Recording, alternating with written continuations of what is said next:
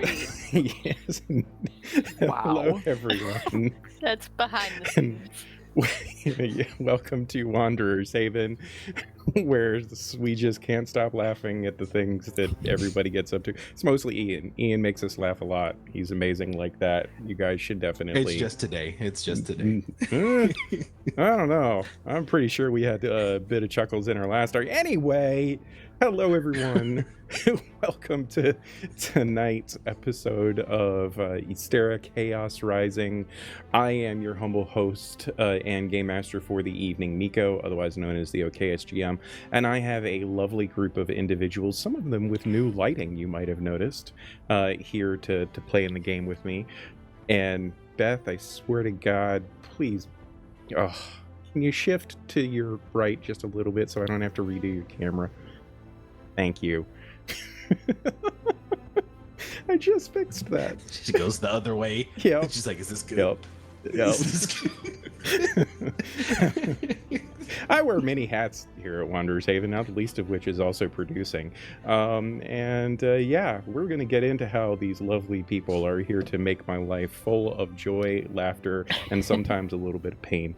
And we will start off with the amazing, the wonderful Annika. Please tell us who you are and who you're playing tonight. Yes, my name is Annika, and I am on socials as Anine Wanderers, and this evening and in future evenings I will be playing the marvelous and wonderful Bucket, who is a robot on a quest to find friends and revenge, and we'll see what he finds tonight instead. Given the people that Bucket is parlaying with currently, there's a decent chance that one of those two things might happen. And moving right along, the aforementioned pain in my heart. Please, Beth, please introduce yourself and tell us about who you're playing tonight. That's one of the nicest things you've ever said about me. Yeah. I am Beth, and I am back to play Sai, who is a half-elf night warden, follower of an ascendant of death. So that's fun. But it's I'm excited it's to the see good what ascendant happens. of death. Yes, yeah. The big cuddly teddy bear ascendant of death. Literal teddy bear. Why do you think I chose this? Yes. I know exactly. It's a Care Bear. It's the ascendant of death and twilight. It's a sleepy time tea bear. That's what you made. So Oh, God. yeah. I love sleepy time tea. For more on Sleepy Time Tea Bears, you should check out Ysterra.theoksgm.com, where you can learn all about Ysterra and the wonderful world that we are creating. Deb, please save us once again, as I ask you to every time we meet. I always, all the time, because I'm always after Beth, and she does this. I'm Deb. I am here to play Maeve. She's a plant witch, and I really like her. She's a little weird. I am also using a little bit of homebrew class stuff that Miko put together, so that's really exciting, and I can't wait to see what she can do in a fight. Yes, indeed. My first subclass, homebrew subclass for Druid, mind you, so it's probably broken AF. We'll find out. Speaking of broken AF, Ian, my man, the man with all the power, the man who I am very jealous of, that everybody? is going to Gen Con, and I don't get to go this year. Please don't be jealous of me, because it's been a lot of stress to just get there, and I haven't even gotten there. Great. This is why you take an extra day off after vacations. Hey, everybody, I'm Ian. You can find me on all socials at your boy Big. And traditionally, being that I always go after Deb, unlike her, I am a man from Texas. and who are you playing? Who are you playing tonight, Ian? Nope. I'd landed there. I'm playing Wraith, rogue fighter who is consistently or constantly, I would say, annoyed about his current situation and would prefer to be drinking. But I mean, he's not on a boat anymore. For now. I feel like it's gonna come up again. In more ways than one. And on that note, Ayo.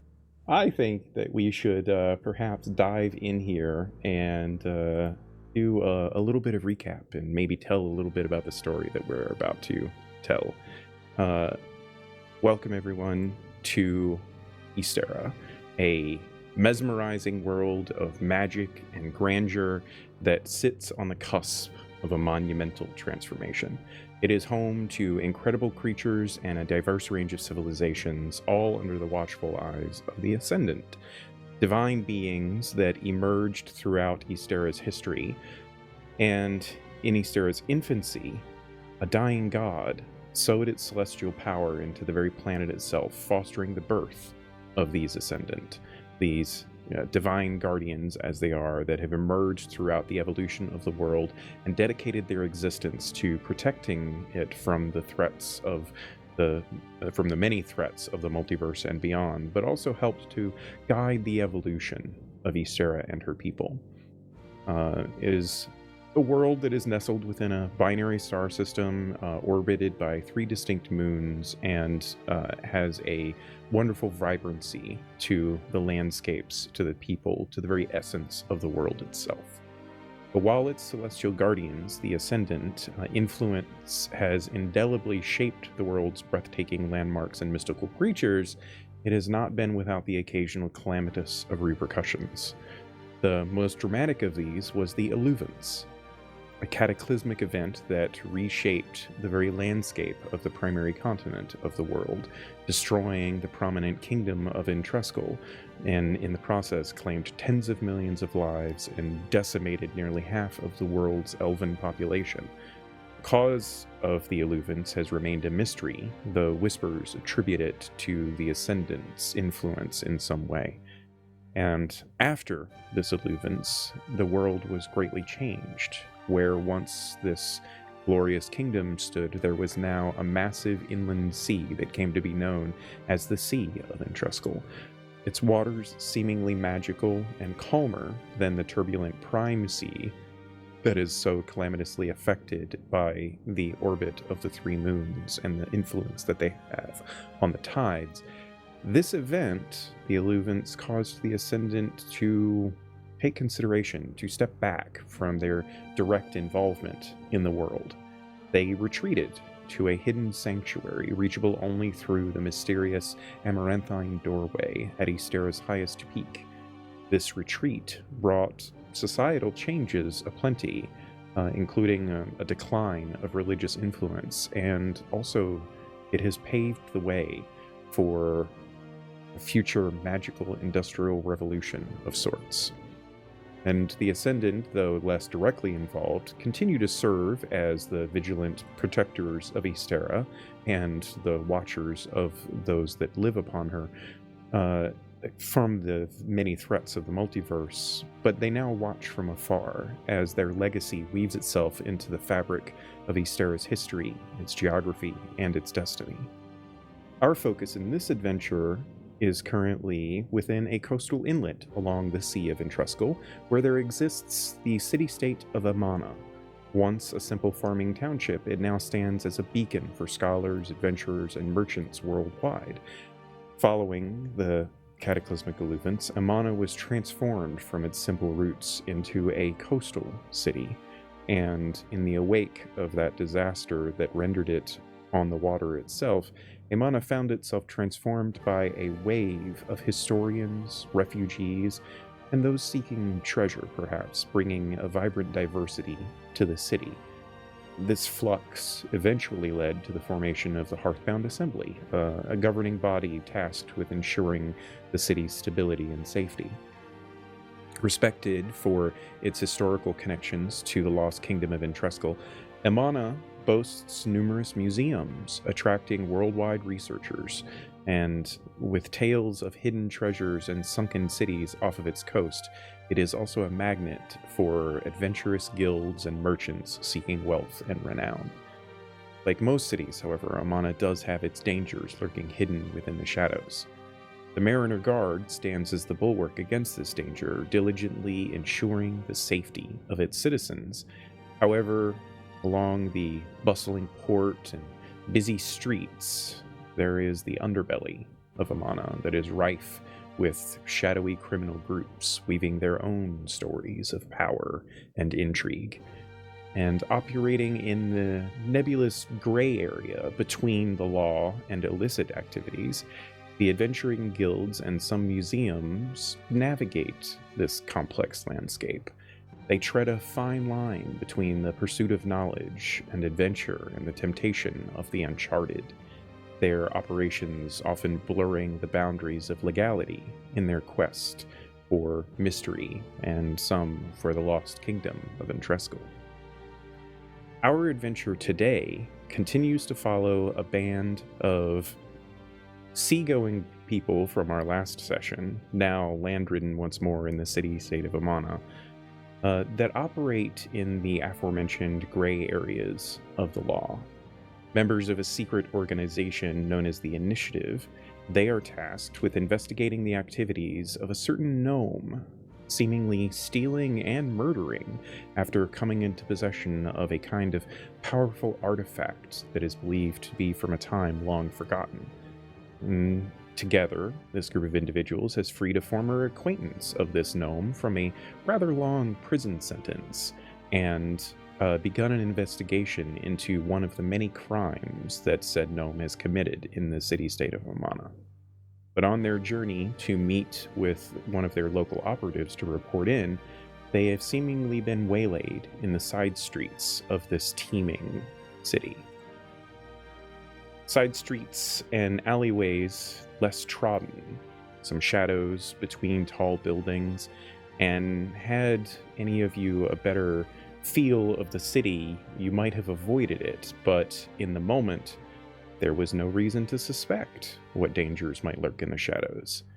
And each of the 6 men waylaying you wears relatively normal clothing, but you can see some leather armor peeking from underneath a few, and they are all wearing the darker shades of color in their attire. You can also see dagger blades hidden in the hands of each. And the one that had spoken previously, that had caught your attention as these individuals emerged from the shadows, the one that seemed to be perhaps addressing Bucket, steps forward from behind all of you. He's about 6 feet in height, and seems to be putting on an air of intimidation in his heavier trench coat, but you can see that he doesn't have to try particularly hard and has a fairly natural affinity for threat. His long dark brown hair is loose about his face, and you can see some tattoos as well as scars on several of the visible parts of his skin. He lurks behind you, having gotten your attention, and what would you all like to do in this moment as you seem to be surrounded and have an opportunity to perhaps speak? Also, if any of you have any questions out of character, feel free to ask.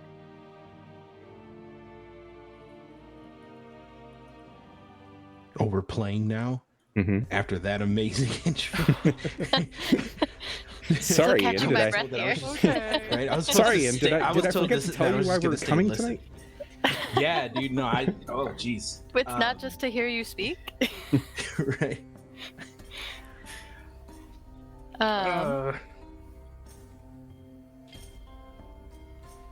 Okay, above table. So I Sure. really was distracted by the story.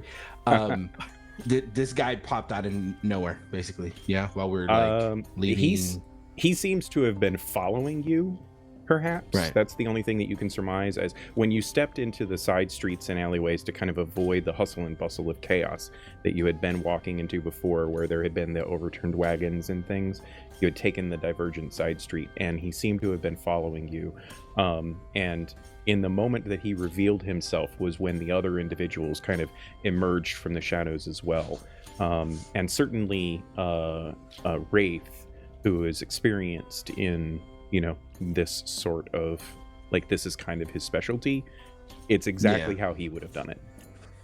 Right? Yeah. Like, to the T, cause some kind of a distraction, create some kind of a chaos. They're in a strange city. They've not been here before. You can easily put them into a situation where you have the upper hand. And it's obvious to you in these moments or perhaps later on, if you survive all of this, when you have some introspection time, you will understand that they had certainly planned this endeavor. Okay. All right, fellas. This is all very impressive, but we're kind of late for something. So, if you need something, tell us. We can be on our way. If not, just fuck off. He gets a wide and villainous smile across his face as he glances in your direction and cocks an eyebrow. And then he turns and looks back at Bucket. And he says, I find it fascinating, really. The audacity that you seem to possess. Attacking Rugen. Did you really think that we wouldn't find you? I had rather hoped that you would, actually.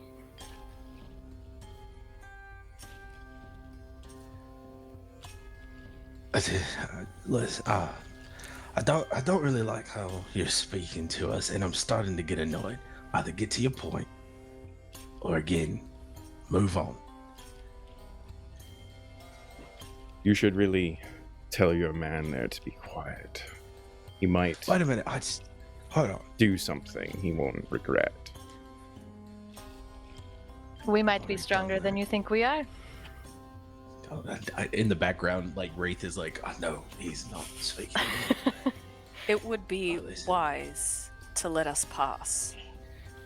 It'd be wise to get you. And I'm gonna cast Toll the Dead. Oh. Okay.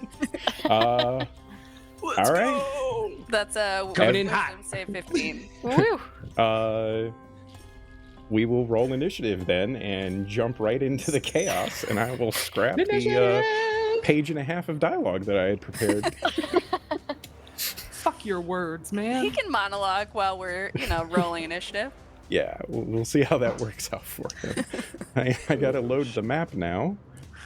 I gotta load the map. Guys, we're gonna do so well. I got a 7. You know what? I got a 6. Ah! I had advantage and I got a 7. So, Shout out, by the way, to Tavern Tales. They are, I'm relatively new to their Patreon, but I'm enjoying the content that they are producing. They have made this lovely and wonderful map that I'm about to show all of you all. Is that it? That's the one. Let me just turn off that. There we go.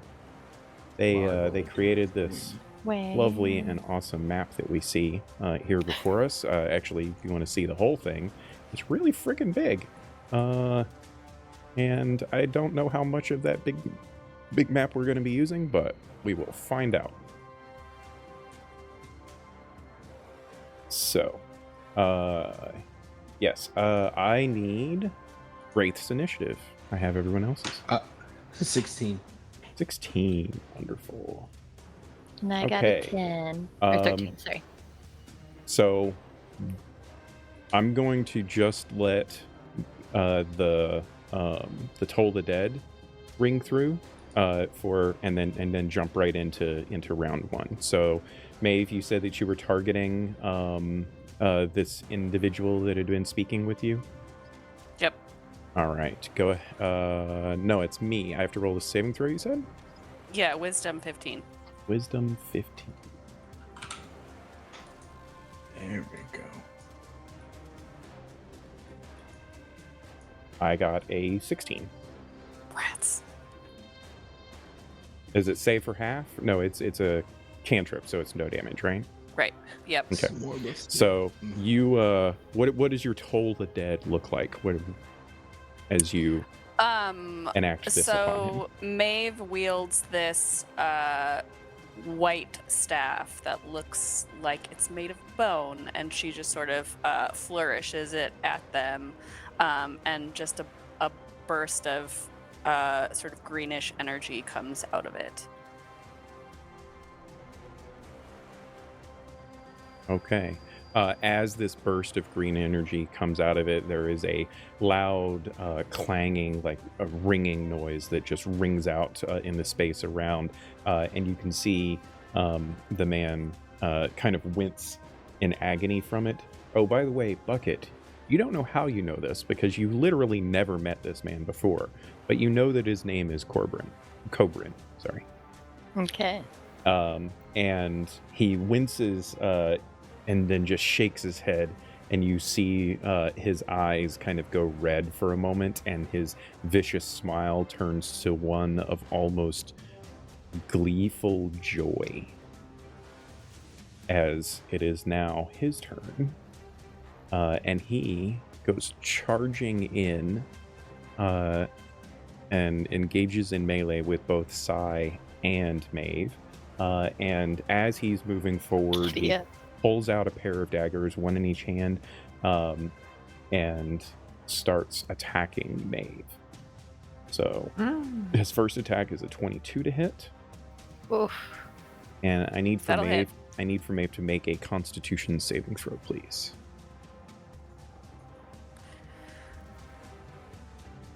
Oh, that's a nat 1 for a 4. Okay. Oh. So Maeve is going to take 6 points of piercing damage and 7 points of poison damage, and she is poisoned. Dun dun dun. And then he has 2 more attacks. So his next attack, which he seems to wield with even more alacrity, is a 25 to hit. So she takes another 7 points of slashing damage. And then his last attack is a natural 20 for a 26. You got to be kidding me. Who So is this that guy? is 14 points of slashing damage. Cool. As he just comes in, his blades move fast as lightning. Like Maeve doesn't even get a moment to really react. As she feels the blade cut into her flesh, she feels the poison course through her. She chokes and spits up blood and ichor as the poison instantly takes hold in her body. And it is now Wraith's turn. So, seeing that that's happened, Wraith is going to Oh, use wait, a no, maneuver. I'm sorry. He has a bonus action as well. He is going to command one of his minions to come opposite him, and that minion is going to get a free attack. Sorry.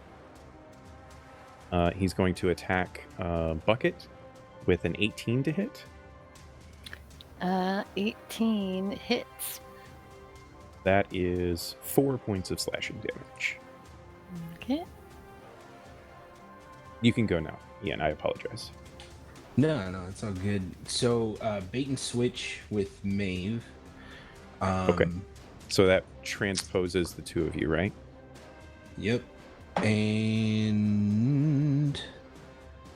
Maeve, you get an additional. You get a +6 on your AC until my next turn. Nice. And that also applies for me, right? Yes, it does. Sweet. I'm going to attempt a goading attack on Corbin. Corbin? Cobrin. Yes. Cobrin. Yep. Sorry. Cobra with an N. Oh, okay. Does he have to do any kind of save no. on that, or do you just have to hit? Wisdom save of Okay. DC 14 to whether he gets the effect of it. Okie But doke. I can expend another superiority die to add it to my total damage roll if I hit. That is a 10. Beautiful. So, So now- failure the target has. Disadvantage on attacks against everyone but you. Yep. Yep. And But you don't. You using do that- get the bonus damage from the goading attack, right? Mm-hmm. Yeah. Cool. Because he failed. Yeah. So I'm going to use that. I'm going to use the adamantium dagger to take a quick swipe at him. It's a 19 to hit. Yeah, that hits. Okay. Beautiful. That's going to be 7 points of damage plus. It's even 10 points of damage on that first go round. Okay.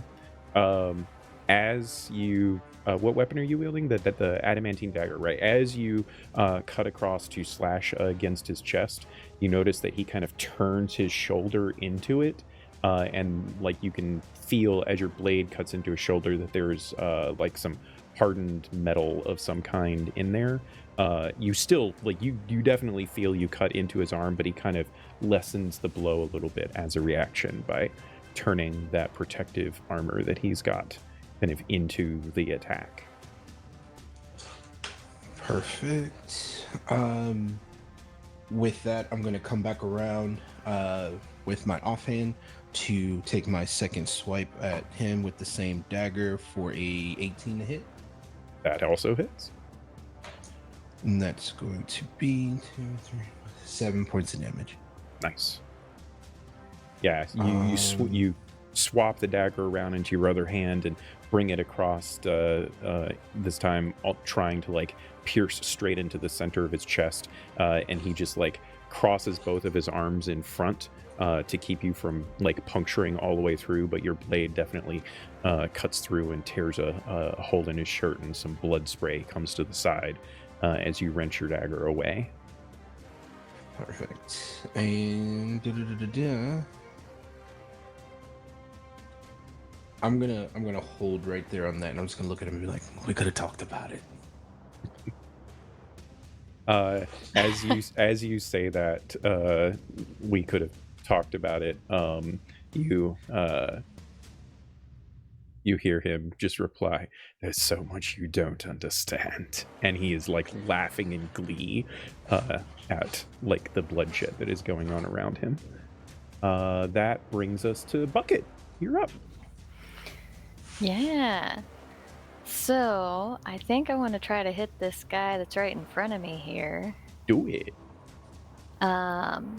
So for the first time, I think I use my new handy hand to turn it into a rapier, and I'm gonna try to give a little stabby stab. Nice. Go for it. All right, so 17. That hits. Nice. Whooshah. Ooh, 11. Nice. And then because I hit, can I also do a maneuvering attack and invite Maeve to move half her speed without provoking opportunity attacks from the guy I just hit? If she wants to be farther away from scary guys because she's hurt? Sure. I think she has to use her reaction to do that. So, Deb, as long as you want to use your reaction, feel free. Sure. I will move like there. Okay. Do you get any Thanks. bonus damage from that maneuvering strike? Do you get to add your superiority die to it or anything? I do get to add one of my superiority die, thank you. All right. Go ahead and roll that. Yep. Just figuring out how I do that. First time doing that. Sorry. No worries at all. All right. So superiority die.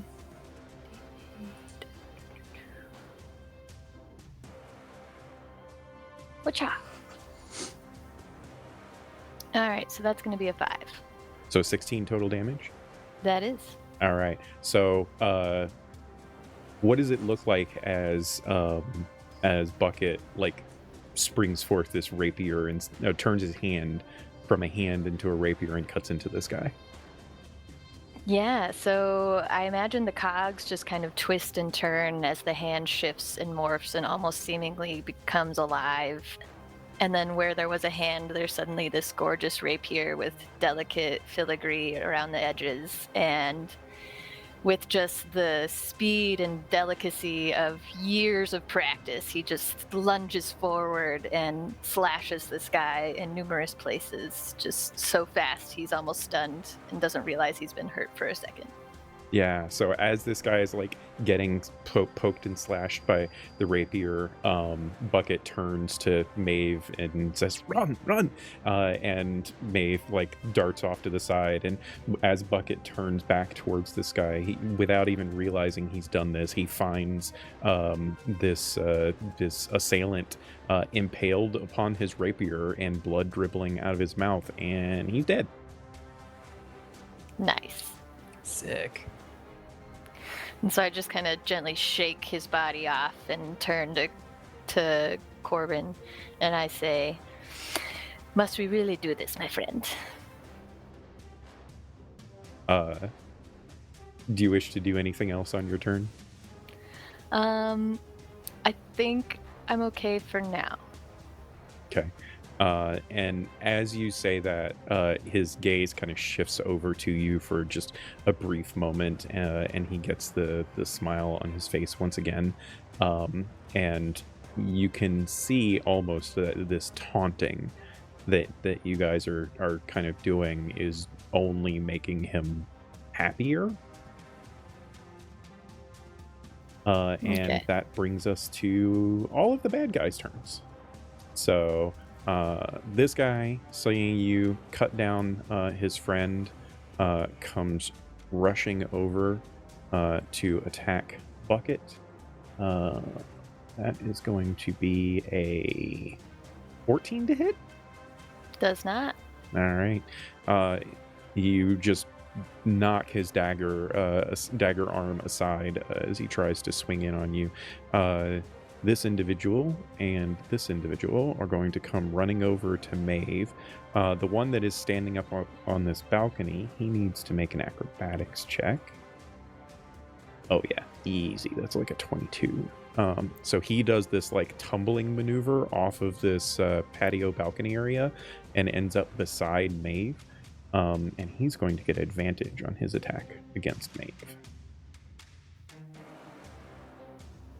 So I'll go ahead and do that one first.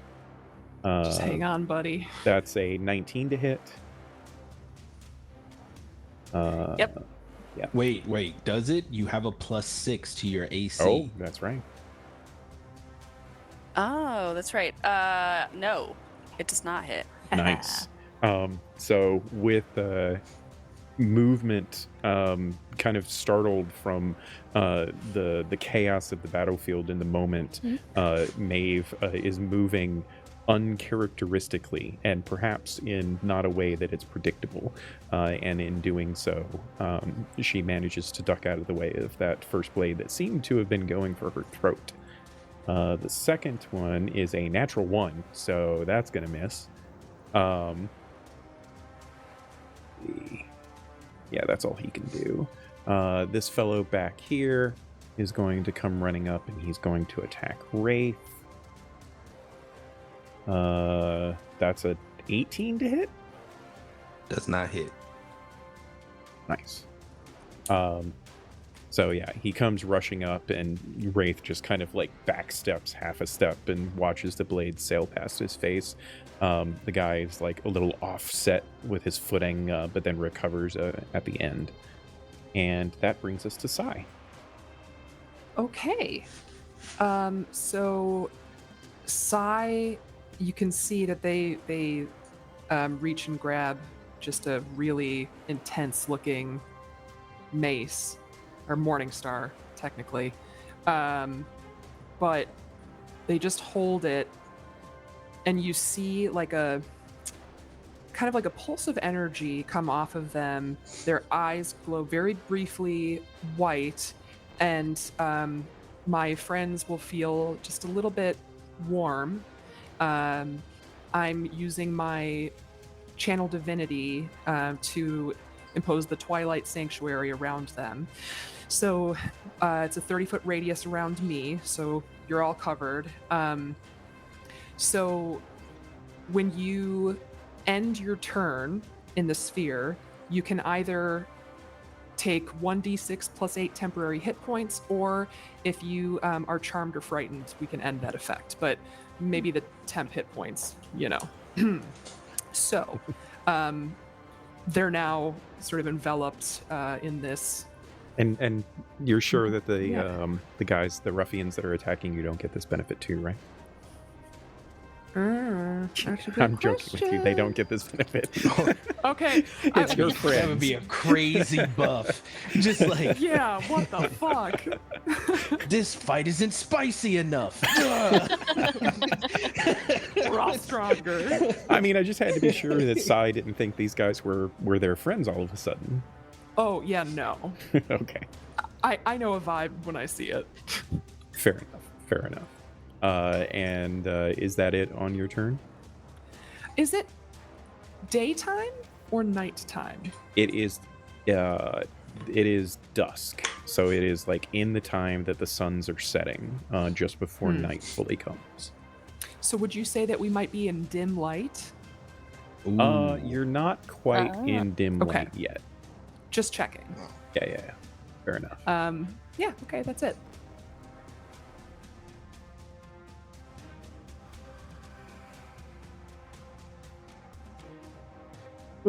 That didn't work. You said 30 feet of you? Yeah, 30-foot radius. Oh, wow. Yeah, it's a big one. Okay. The scale of the map must be off because that's not.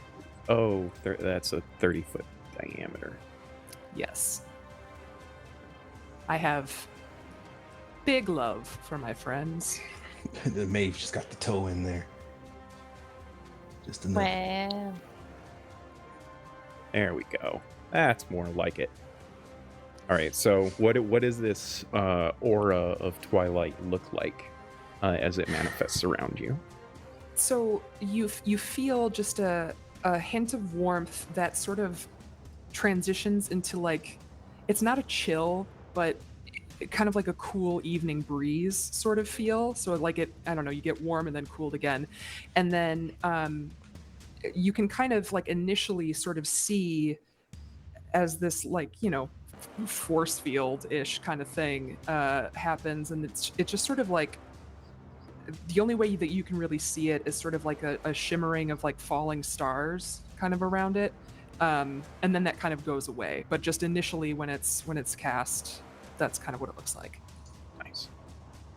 Is that it for your turn? Was that an action or a bonus action? Oh, okay. That's an action, yeah. And you don't have any bonus actions or anything? Not in daylight. All right. How you feeling, Maeve? I'm still up. It's fine. Are you bloodied Everything's yet? fine. I'm definitely bloodied for Oh, sure. okay. Maeve is going to cast Lesser Restoration on herself to remove the poison condition. Hey, that might be a good idea. Mm-hmm. And then she's going to use her bonus action to cast Shillelagh. Okay. And that is pretty much all I can do. What can I roll for 10 hit points? That is 1d6 plus 8. Oh, Fire. Yeah. that's nice. Oh, great. And I rolled a 6, so thanks for the 10 hit points. That's helpful. Oh. No problem, All buddy. right. Nice. Yeah, so didn't like the whole aura thing. We're back to the top of the round. It is Cobran's turn. He is first going to use his bonus action to command the dude beside him to attack Sai. So that guy is going to get a free action to attack Sai. That's a 21 to hit. Sure. Yeesh. And that is 6 points of piercing damage, actually. Great. And then for the remainder of his turn, he has to attack Wraith. So that's what he's going to do. So his first attack is a 24 to hit. That hits. That is like the fifth 18 that I have rolled. Wow. I need for Wraith to make a Constitution saving throw, please. Sure, absolutely. Oh, great. That's a 24. I thought it was just a 9. So he feels the poison course through his body, and it does do poison damage, but he is not poisoned. So he takes 7 points of piercing damage, and 7 points of poison damage. Because he struck you with his first attack, he gets advantage on his remaining attacks. That is a 21 to hit. Hits. So that'll be another 6 But points. can I use my reaction to use my interception to reduce the damage to my friend that's within 5 feet of me? Sure. Yes, Sweet. you can. So I'm going to reduce your damage by 1d10 plus 3. Let's see how that goes. Whoosh! Do you also have to be within 5 feet of the attacker, or do you just have to be within 5 feet of your ally? I was reading that Ally. text and it just says ally. All right. Yeah. Reduce that damage, yo. All right, well, it's only going to be 5, but that's better than nothing. Well, yeah, Yeah. that reduced it from 6 to 1. Perfect. And then his last attack is a 11, so that's going to miss, Miss. I assume. I give him a Yes, that spicy misses. look when my blade meets his. Yeah. Yeah. Yeah, so you like hurl your rapier directly in front of Wraith's face. And Wraith for a moment is wondering, what, were you just trying to attack me? And then he sees the blade the blade of his attacker kind of caught up in the basket hilt of the rapier, and he ends up with just a tiny nick across his cheek instead. And then Wraith realizes, oh, you kept him from impaling my face. It's just the Wraith's like, oh, thanks. You do not need a I'm shave, gonna- Wraith. No facial hair on Wraith. He's like, yeah, I'm gonna kill you. And he looks at Cobra. It is Wraith's turn, so Beautiful. So I don't like this person in front of me. So after seeing that Why not? block, he's a perfectly I nice see. man. he's too close. He's crowding my aura. That's fair. I don't like it. He does not understand and respect personal space. That is definitely one And- of his flaws. And for that, he has to take a scimitar to the face. Okay. That is a 16 to hit. No, I'm sorry. That is a 17 to hit. That hits. Perfect. That's going to be 7 points of damage. And then we're just going to continue just chopping them off. Boom. That is also another 17 to hit. All right. Ooh, beautiful. That's max damage. 9 points of damage on the second. Swipe. So he kind of turns that shoulder again into the blade a bit and reduces the effect of it. I'm sorry, no, that was on not Cobran, that was on the one of his minions. Oh. Were both of those attacks on the minion? Yes. Okay. We'll undo that. And how much damage was the second one then? It was 9, and so 7 and Yeah. then 9? Yeah, so Yes. you cut this fella down. Beautiful. Beautiful. And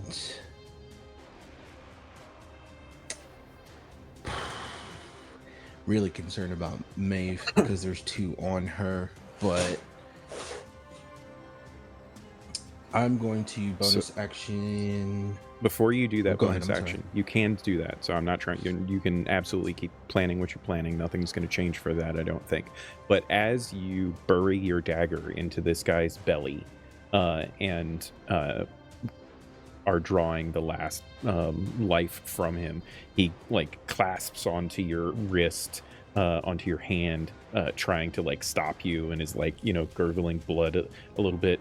And he's looking down at your arm as you have your dagger buried into his gut, and he looks back up at you, and as he is like falling backwards, you hear him say, "Ah, fuck their initiative," and he just falls to his death as he calls this out. And as he does this, you all see reactions like everybody else except for Cobran looks like shocked at this, and Cobran is ecstatic now. Oh, great. Now they know who we are. Beautiful. And you have to wonder, how the fuck did he know? Yeah, actually, I am very curious. I'm going to do bonus act. No, I'm going to stay here, and I'll just take my temp hit points, which was 4 plus 8. I'm going to do that. Nice. Awesome. That is going to bring us to bad guys' turns. So, with the knowledge that you all are members of the initiative, it seems, that bolsters these individuals a little bit. So the 3 that are remaining here, they reach down like almost simultaneously. They reach down into their pouch, pull out a potion, and just chug a potion. And you can see this kind of like twitching come over their body and like veins pulsing in their neck and in their forehead and stuff like that. And they're now going to do some attacks. So we'll do the first one over here against Bucket. That is going to be a 17 to hit. You got me. Okay. That is 7 points. Oh, nope. 9 points, because they have a bonus now. 9 points of piercing damage. And then there's going to be a couple against Maeve over here. The first one is a 22 to hit. Yep. 4 plus 2 is 6 points of piercing. And then the other attacker, 15? 15's my armor class. Okay. That is another 6 points of damage. What was that? Total of 12 between the 2 attacks. So not enough to get past your temporary hit points that you accumulated. Great. Thanks, Beth. And the other 2 are Ian, dead. So that you brings can us back take- to Sai. Ian, did you take the temp hit points? You got 12. Yeah, You I did? got you. Okay, good. Yeah. Fantastic. My turn. Okay. Oh, actually, So- wait. I'm sorry. It is not your turn because I accidentally skipped. Bucket. I didn't want to be rude. That's Oh, you should catch me out on that stuff because I will do that shit. Sometimes my combat lists are really long and I scroll a lot, and so I have a tendency to occasionally miss. We will backtrack a little bit, and Bucket, it is your turn. Yeah. So I just, I want to take a swing at the guy right in front of me here. Do it. Yeah.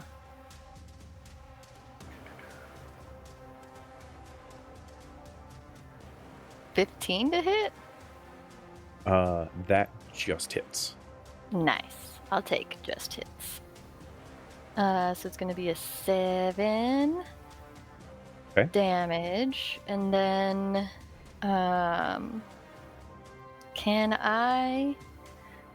Let's see. Within 5 feet. That's what I'm going to have to check here. I don't think so. Yeah. I don't suppose I could... Well, no, not with the people standing. Okay, so I'll just let that idea go.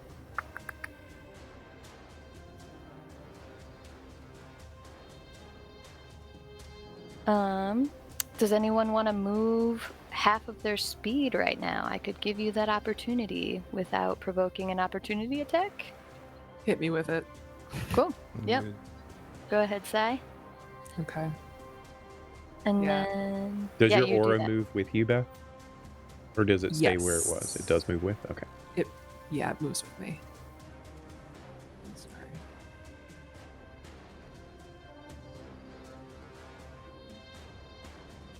Don't worry, guys. We're all still in the aura, so Yeah. I was worried for a little bit. Did you do your bonus And- damage? Oh yeah, I forgot because I used my superiority die. You're right. Sorry. And that did take your reaction, by the way, Beth, yeah, to that's do fine. that. Yeah. Just FYI. Okay. All right. So bonus damage was 6. Okay. He is barely clinging to life. That's right, he is. As I slash and swish and yell at Sai, Sai, get out of here. And instead, Sai just moves up next to you. Yeah, just wedge myself deeper. It Such a is slap. now Sai's turn. Fantastique. And Sai gets his reaction back. So, I am going to, now that I've sort of like spun myself into this advantageous position thanks to Bucket, I'm just going to reach a hand out and just blast a guiding bolt at the guy south of Maeve. And I'm going to do this at 3rd level. Nice. Because snap. Roll that's that my attack. friend. That is a 26 to hit. No, that doesn't hit. Okay, I figured. If it meets, it beats. And that is a total of 21 points of damage. So, what does it look like as you obliterate this man from existence? There is a light that sort of crackles, sort of like lightning energy in the way that it moves sort of disjointedly towards him, and it's just this very faint white blue glow. And when he's struck by it, again, kind of like lightning, it like spiders out, and then he just falls kaput. And the Yeah. light from his eyes fades as his soul Yes. is no longer in this realm. Anything else? Are you done? Yeah, that's All it. right. Maeve, what you got, Plant Witch? I'm gonna whack him with my powerful staff. Whacking with your whacking stick? Yep, that's what it's there for. 24. Yeah, that is. Yeah. Here I was worried Great. about me rolling well. And that's 11 points of bludgeoning damage. All right. He's and still up. then I am going to cast Grasping Vine. Is that a bonus action? And yes. Okay. And I'm gonna center it like back behind that guy, and he has to succeed on a 15 dex save or be pulled 20 feet toward the vine backwards. That's sick. Okay.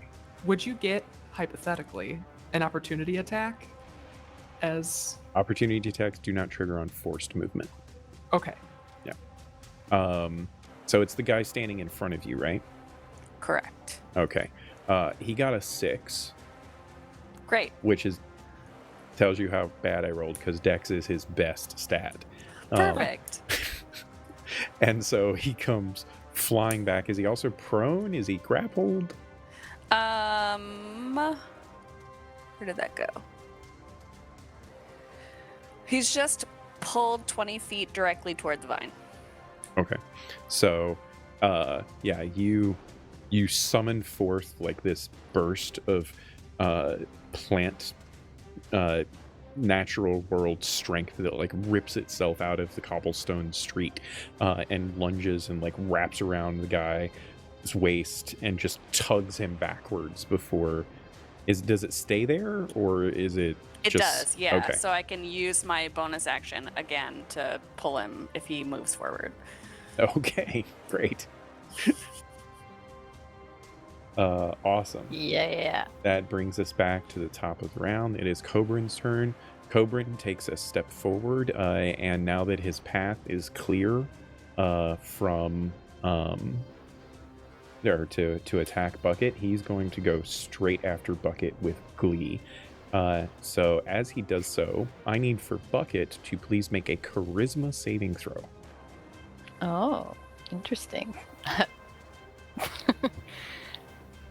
I'm really good at those, so this should be great. That's a 9. Okay. So as he lunges forward, you can see one of the tattoos that is revealed on his neck kind of pulses with an arcane light before it fades to nothing. And there is an immediate sense of dread You're not afraid or anything like that, but there's an immediate sense of dread as Bucket turns his head towards Cobrin and can see the man lunging at him, his face filled with glee as his true target is now revealed. And he is going to get some attacks on you. So his first attack is a 21 to hit, and I need for you to make a Constitution saving throw, please. Okay, I will do that, but I would also like to parry, because now I'm getting attacked with a melee attack so that I can use one of my superiority die and reduce the damage. So I'll do my save, but I will also do that. Okay, so Constitution. Oh, that's horrible. That's a 7. What is going on, Bucket? Just doing my best. Trying, man, trying. I'm an old bucket. What do you want from me?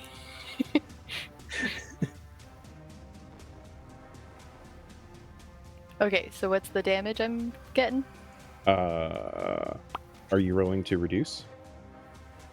So I think for that one it's plus 3. Right, because you were rolling a parry thing that lets you reduce the damage Well, yeah, so taken. that's going to reduce the damage, but I wasn't sure if I got poisoned because I lost the Constitution as well. So, but I just get to reduce it by 4. Okay, well, the reason that I was hesitating is because technically he would have to actually do damage to you to induce the poison, right? So if you had rolled high enough, which you did not, No, I then didn't. the poison would have not been even possible to take hold. So how much did you reduce the damage by again? It was 4, you said? Yep. Okay, so yeah, you end up taking 7 points of piercing damage after the reduction. And then 6 points of poison damage, and you are poisoned, and he has advantage on his follow-up 2 attacks against you. The first of which, even with advantage, is a 10, so that's going to miss. Does it matter if I'm a constructed and I have resilience to poison? Resistance to poison? Or yes. Resistance. So you take half, so you take 3 points of poison damage instead. Sweet. The third attack, however, is a 19 to hit. That I get, yes. And so you Let me take... use my reaction for that damage to reduce it. Interception. Oh. Okay, 2 fighters fighting side by side. Things are getting spicy. Yeah, right now we're in the phase where we don't trust each other, but I can't wait for us to become friends. It's gonna be great. It's gonna be great. And You're that's building going the to foundation. Yeah. Someday we're going So- to turn back to back and go, Yes. It's my favorite bucket. So That's it's gonna 15 be- points of slashing damage or piercing damage. Reduced Yep. by 11. So it reduces it down to 4. nice, thank you. And also, Annika and Deb and Beth, I don't think you guys rolled your temporary hit points at the end of your turns. I You are just correct. did. Yes, Yeah. again. That is right. So remember, reminded if you me. had temporary hit points, you Doesn't. They just do get not whichever is higher out Yep. of the new number. So make sure that you take that into consideration, Annika, for the damage that you just took. Yeah. Doing it. And yeah, so that's it for that. He does get to command one of his allies. He's going to command so we're sure that the guy that is grasping Vine is not like restrained or anything, right? Yes. Okay, he comes running in and he attacks Maeve. I mean, I know he's just going to end up getting sucked right back, but we'll see. 17 to hit That hits. for 7 points of damage. Okay. Yeah. Okay. And that's it for Cobrin's turn. That brings us to Wraith. And then Bucket on deck. So, just going off of pure vibes here, he's going to take his first swipe at him with this scimitar for a. Let's call it. I don't know if I should take that. What'd you roll? I rolled a natural 20 because the first one was like it was cocked, like very Okay. bad. Yeah, fucking Okay. crit, man. All right, So just trying to be honest here. introducing first combat for our games here. Custom homebrew rule, house rule of mine related to criticals. You don't roll double dice. You just roll your normal damage and add whatever your maximum damage would have been. So what's your normal damage? And also, are you It's, using a maneuver? You should no, use a I'm not going to maneuver. use it. I'm going to use a maneuver. Because that also gets maxed. So your yeah, normal so damage would be 1d6 plus 3. On this 1d6 first one. plus 3 plus a d8, right? So now yeah. you're instead rolling 1d6 plus 1d8 plus 17. Okay. Cool. So 1d6. So it's a 4. Plus 1d8. There's another 4. So that's 8. So Plus 24 points of 17. damage on the crit. Or no, And- 25 points of damage, right? Yeah. And then when I score a critical hit, I roll my weapons dice an additional time to add an extra damage. Okay, that doesn't get doubled because that's not part of your normal Right. damage. Yeah, so just roll that on it's, top. So that's going to be 8 points of damage. So got 5 on the die plus 3. So 33 points of damage. And let's Have see anything here. else you're going to throw in on it? Big On gun. this first one? No. I need a wisdom saving throw from Cobrin. Okay, DC 14. and what's it versus? Like, what's the effect? Wisdom saving DC. To get disadvantage on all attack rolls against everyone else. Oh, gotcha. It's that thing again. That's a natural Yeah. one. Beautiful. So goading attack definitely catches his attention as you do more than half of his maximum hit points in one strike, and he definitely felt that. He no longer looks quite as happy as perhaps he did just moments before, as your blade slashes across him. Just following through and going with the fluid of my movements, I'm going to, again with my offhand, take the scimitar and attack again. That's going to be an 18 to hit. Yeah, that hits. Wouldn't it be That's with your gonna dagger? be- Offhand attack would be Huh? with your dagger, wouldn't it? Oh, with my dagger. So it's the same. The scimitar's plus 6. This one's plus 6 too. So. It's just different damage, right? Yes, so it's Yeah. actually a D4, which is 7 points of damage. Okay. Action surge. Well, Yeah. I mean, I was about to ask you how you want to do this, but Oh, sure. So all in bullet time after blocking the strike on bullet or bucket, coming through, following through with the scimitar, kind of slicing in the stomach area first, and then with his offhand coming from under the scimitar and just jabbing it right in the side where the liver is. Wraith looks at him and he gets real close because this is a very intimate combat here, and he goes, "I told you, we could have talked." And he just pushes him off of his blade. and as you like say that, he like spits up blood. You get a little spray of spittle and like blood-soaked spittle on your cheek as his eyes roll up in the back of his head and he falls backwards. Did you still want to action surge? Right? Just no. No. I mean, there are technically actually- two more combatants. Oh, there is. Cool. I thought we got rid of it. Question is, how much do you want to show off? I want to show off. Yes, you do. Yes, you do want to show off. I Show want- off. I Yeah, want- just I want you're to in a show zone right now. off. Did this guy get pulled back 20 feet? Not yet. It isn't. No, he hasn't gotten pulled back It's yet. that happens on Maeve's turn, if I recall. Like she has to use a bonus action to pull him back. That's correct. Screw it. We're gonna do it. I'm going to run over here. I don't know how that's gonna work. Hang on. We're gonna, Yeah, that's fine. Okay, cool. I'm gonna do that if that's fine.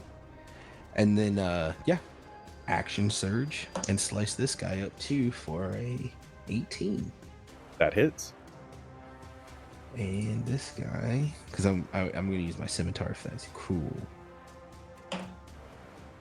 This guy takes 7 points of damage. Okay. Are you done, sir? No, Are you no. kindly finished? I think I've done enough here. All right. Roll the temporary hit points. Because Sai's still right. Does Sai have to concentrate on that? Nope. Jesus Christ. It's Nice. channel divinity though, so like it's not. I can't do it a bunch. Yeah. But I have an hour for now. Okay. It's fine, guys. We're all cool. Bucket, it is your turn. Alrighty. I'm thinking I want to slash up the guy in front of me real good. All right. 15 to hit. Yep. Attacking with a 9, but I will also do How much damage did you do already? 9. Okay, he's He dead. didn't have much right. That's right. Right. Yeah. We don't need to be fancy. I'm just You like, don't- Wraith no. like fucking destroys that guy, and I'm just like right behind him, like, ugh! Yeah, we're in this. This is when our friendship starts. We're both just like bloodthirsty and wild right now. Just You two realize- fighters. You realize you have a lot in Uh. common all of a sudden. Anyways, so yeah. All it took was murdering a bunch of people. Come to find out, we both don't have an off switch. So yeah, after taking all the damage from our old friend, almost just like with annoyance, Bucket lashes out with a final jab at this guy who falls over. Then are you He going to kind of action spits surge? after his body.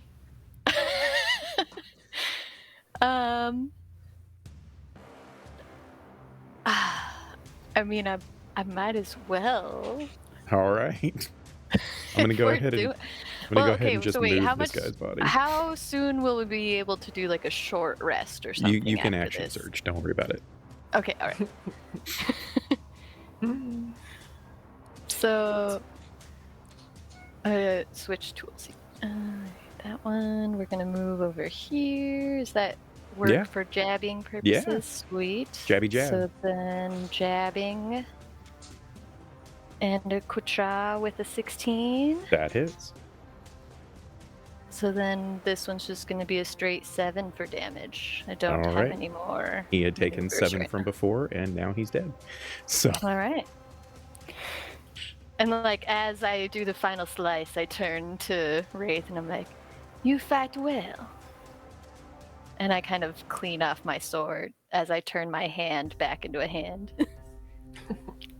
yeah, you just kind of shake the blood off of it, and in the same fluid motion, the blade kind of through a series of like clicks and shifts and some magical transmutation of the metals of the blade comes back into your wrist, and then emerging from your wrist once again is your hand.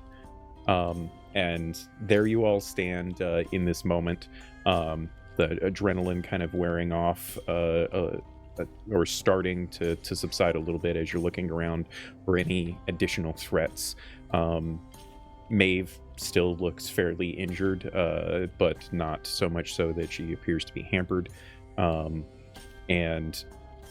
Oh, you know what? I forgot. We're not gonna retcon anything, but it's worth remembering Bucket There's is one more poisoned. guy. No, Bucket is Oh. poisoned. So his attacks would have been at disadvantage, but that's okay. Ooh. It was cool nonetheless, but in this moment I will say that Bucket kind of like twitches violently, and there's this like green ooze that kind of comes out of underneath of like one of the plates in Bucket's face, as you all can see that he is quite injured. Ian, because of your character's history and background, go ahead and roll a wisdom check with proficiency bonus added in.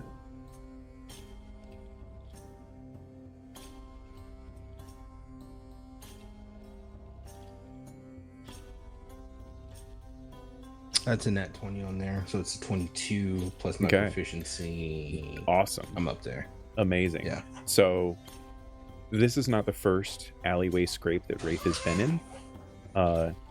And he knows fundamentally that, like, any minute now, there's going to be people that some random person's just going to walk through this street and is going to cry out, calling for the Mariner Guard.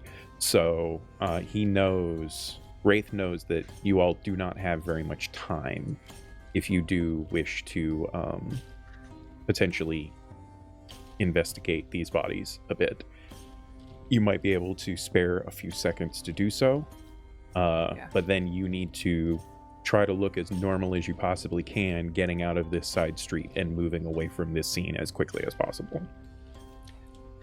Without even speaking, like, he's not letting anybody know what he's doing. He goes over to Coburn's body and he starts searching it real quick, kind of like peeking up every so often.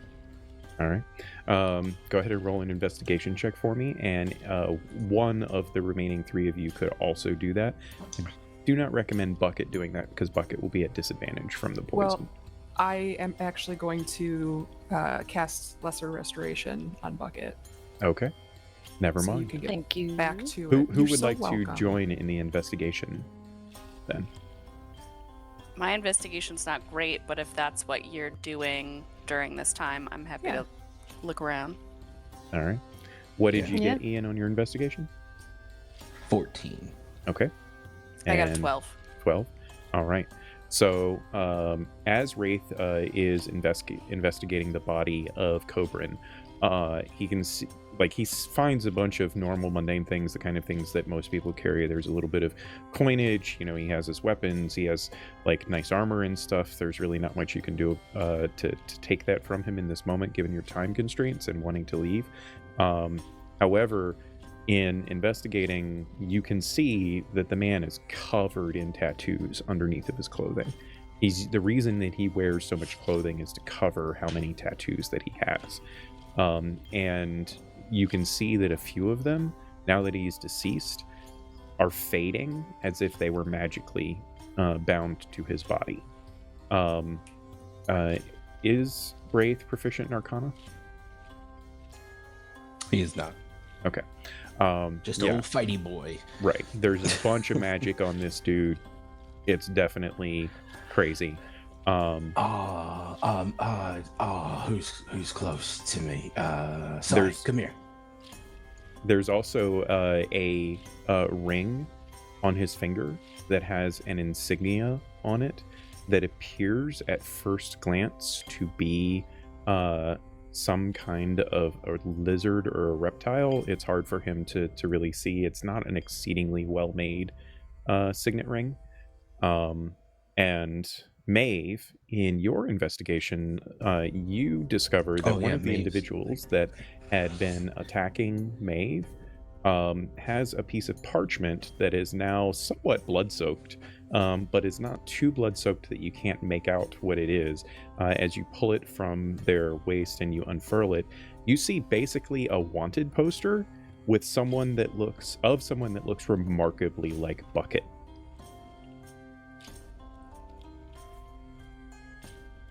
And then Wraith calls over Sai. Quick, let me have a second. Do these look familiar to you? Let me take a look.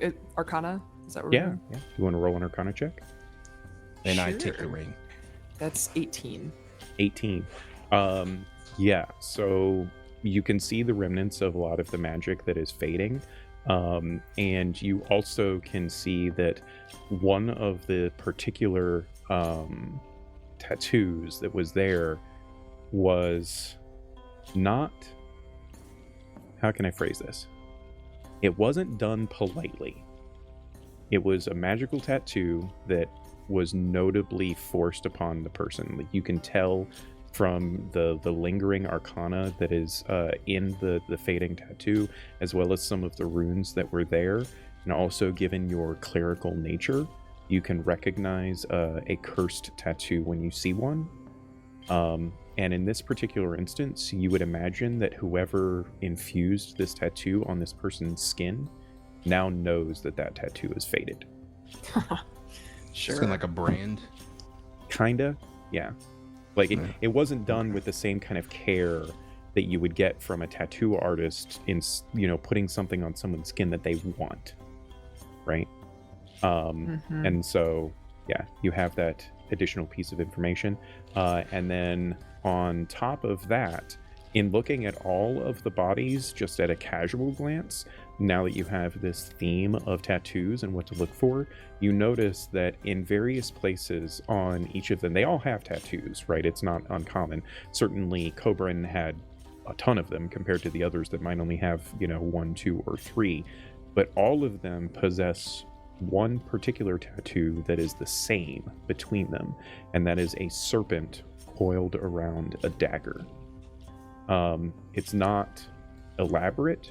It's a fairly simple tattoo, and it's not done with like amazing craftsmanship.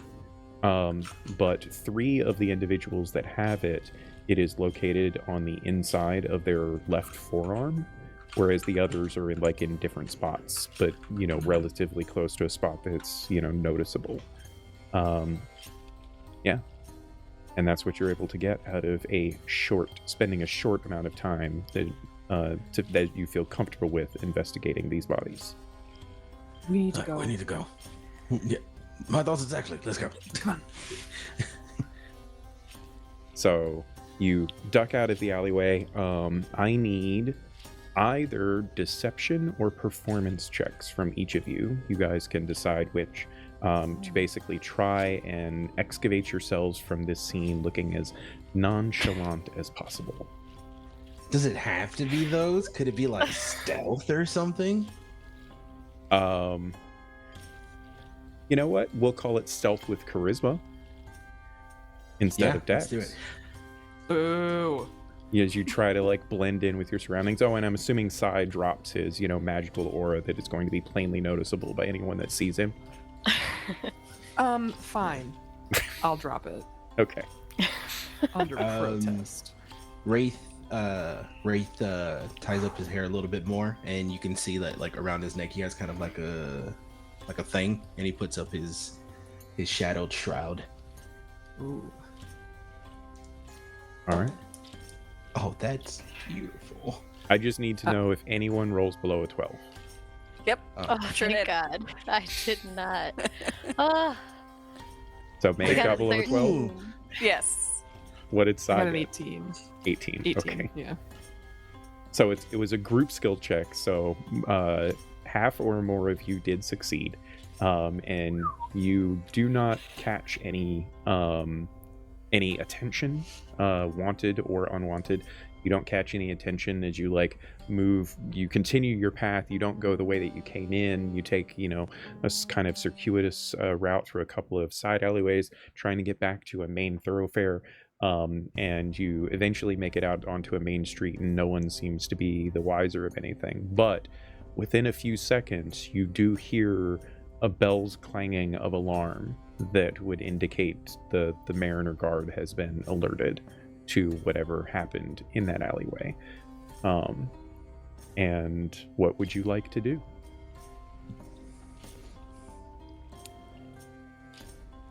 We need to keep moving and then duck in somewhere. Yeah, there's nothing to do but to get out of here. Yeah. Yeah. Would we know of any I don't know, Safe house. tavern Boom. or There's the word. somewhere? Or would Bucket remember a spot that maybe still exists? Bucket certainly would remember a particularly shady tavern, the last place that his companions got intoxicated in. If you all trusted Bucket to take you there. So I know this place. It has a roof. We can go there. Sounds perfect. Is that all it has? Is just a roof? I mean, there are beds. I don't know. What do you want from a place? It sounds fine. Come on. Let's just move it. We can talk later. we go to the roof beds. The Red Yes. Roof Inn. Yes. Okay. So Bucket starts leading you through Emana, seemingly having a better sense of the dangers that he remembered, perhaps a fraction of a moment too late, taking you to one of the not seedier sides of town, but one of the poorer sides of town. And it is perhaps one that it makes it a little bit easier to blend in. It certainly, you see a lot more people that aren't necessarily making eye contact with you. They're more like, looking down at the ground as they trudge their way through the streets until you find this very almost awful place. Awful looking on the outside and certainly smelly looking on the inside.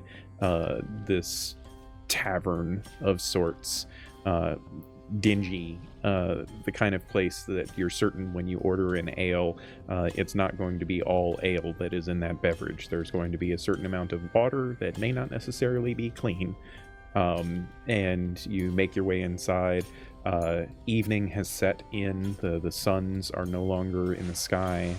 There's still some remnant of light cascading across the horizon, but that disappears from your sight as you enter this horribly smelling, dingy tavern of sorts. Bucket just kind of leads you over to one particular table, and as you sit down, Bucket, you see inscribed into one corner in chicken scratch, as if carved by a dagger, Pinch was here. As you go to take your seats. And as everyone sits down, just a heavy sigh escapes Bucket's lips.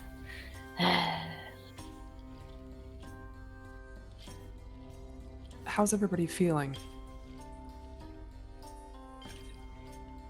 I've seen better days, but with some rest, I'll be fine. Yeah, I'm a bit tired, but I kind of like it here. It's nice. Isn't it good? We can have a good time here. Here, let's get some drinks. And he kind of gestures to the staff. A old man that probably should not be working anymore, but probably has to because he has to keep going, makes his way over to your table, kind of grunts at you all a few times, and eventually you settle on house ale because that's really all they've got, and you don't trust the food that he was talking about, and so he disappears, coming back a short time later with a few pints for all of you.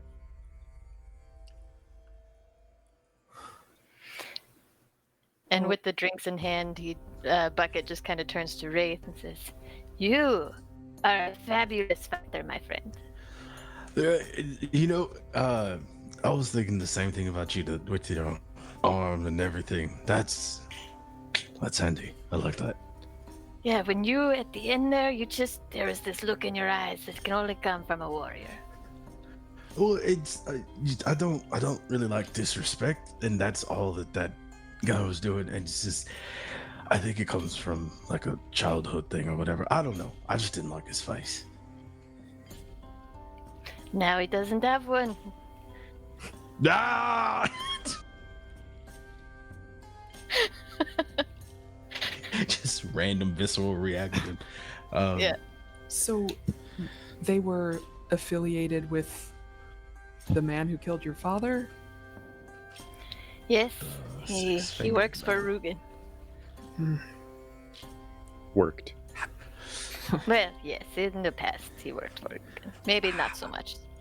Does this paint a target on our backs, or would they not send anyone else? I don't think Maeve would have shown. We didn't have time for Maeve to show everyone the one poster, so she would pull it out and put it on the table and say, I think it would probably be wise to believe that they'll probably send more. I don't think this was the last. As Wraith They also looks know down who at we the work wanted for. poster, Ian, as Wraith looks down at the wanted poster, he recognizes instantly not a wanted poster for like law enforcement to let people know who to watch out for. It has no formal inscriptions upon it. It has no insignias of the city of Amana or the Mariner Guard or anyone of authority. And the sketching of Bucket on it is perhaps a little bit rougher than a quote-unquote professional wanted poster might be. There's also no indications of reward or anything like that. There is simply a picture of Bucket and word written on the bottom, important to Rugen. He takes it and he pulls it up and he goes, "Oh, this is not good. This is not good at all." I know, It they would be a lot completely easier. ruined my nose. I'm starting to really like you. It's becoming my favorite Bucket. Does This Bucket take a would look be at a the lot- picture? Yeah, that's what prompted the response. He's like Yeah. commenting on the rough drawing. So to everyone else, it looks a lot like Bucket. To Bucket, it does look like him, but it's most definitely not him. It's missing several key features that anyone trying to actually draw Bucket would notice right away. It's also fairly recently made. Like, the paper itself, the ink, like the drawing that's on it, can't be more than weeks to maybe a month old. And as far as you guys know, until a few days ago, Bucket was on an island prison and certainly not anywhere close to Amana or anyone affiliated with Rugen. That's not good. This is I this. say something to that effect. Yeah. Well, do you think it could be an entirely different forged? Is it somebody who's attempting to impersonate you? How many forgers do you know walking around? At least one. I admit that I myself have not seen another, but I cannot think that I am alone in my existence. You're definitely not alone in your existence. No, but he feels like he is. Oh no. Oh no.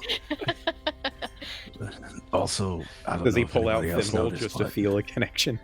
Oh no. Thimble is like his version of a sad violin.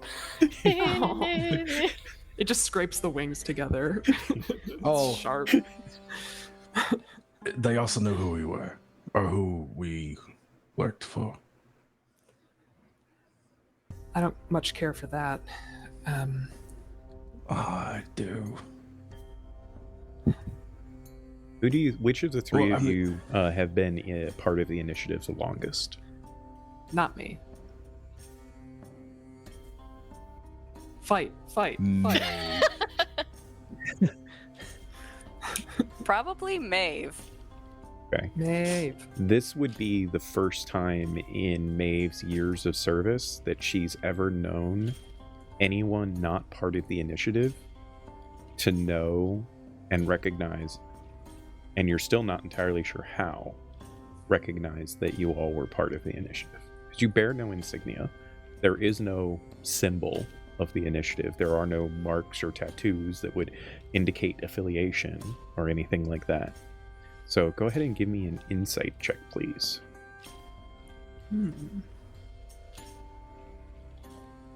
19.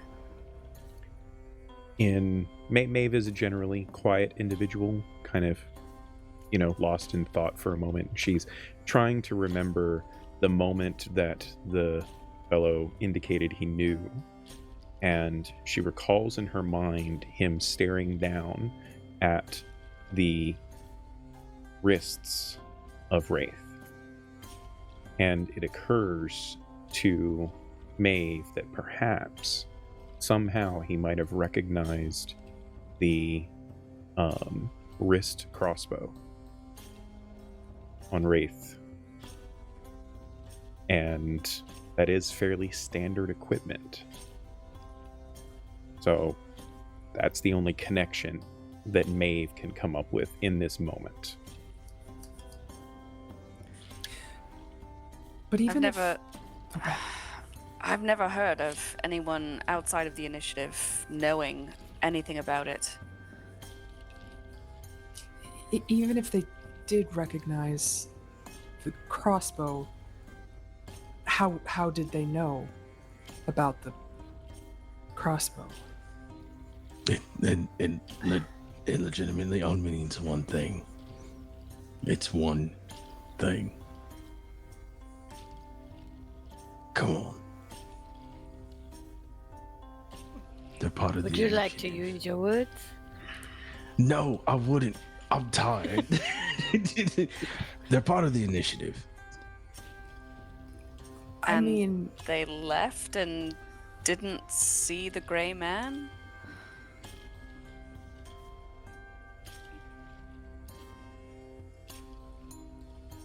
So you're saying that your secret organization is not so secret.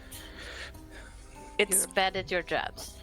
very secret. This is, as I said, the first time I've heard of anyone knowing, outside of the organization, knowing about it. And how long have you been working for them? Quite a long time. 3 weeks. Maeve is a half elf, right? Maybe it's not. She's a human. Okay. Uh-oh. 3 weeks. This is our orientation. I mean, it's at least years for Maeve at this point. Even Yeah, if like it a may decade. not, yeah, even if it may not probably. be multiple decades, it's at least several years, if not close to a decade. No, I'm just saying they're part of. I think they're part of the group. Well, what if they, like Maeve said, what if they were and then didn't go to the gray man or It didn't avoided work. it somehow? Yeah. Who is this do you gray avoid man? the What gray does man? the gray man do? Hold on a second, Bucket. I am a gray man, One second. right here before you. Beautiful Bucket. Who avoids the gray man? But who is the gray man? Bucket. Please. Cannot be me. I didn't. I'm not the gray man. Have you? And he's going back to the two of them. Have you ever heard anybody avoid the gray man? You don't avoid the gray man. I know. But something about this whole scenario is wrong. So it could be any of these points. He said Right. something about your initiative too, so he clearly wasn't identifying with the organization. Hmm.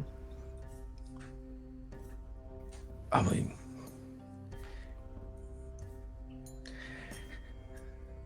I don't know. Apparently, people are avoiding the gray man, and I don't know. Okay, but Can I get who another is ale? the gray man?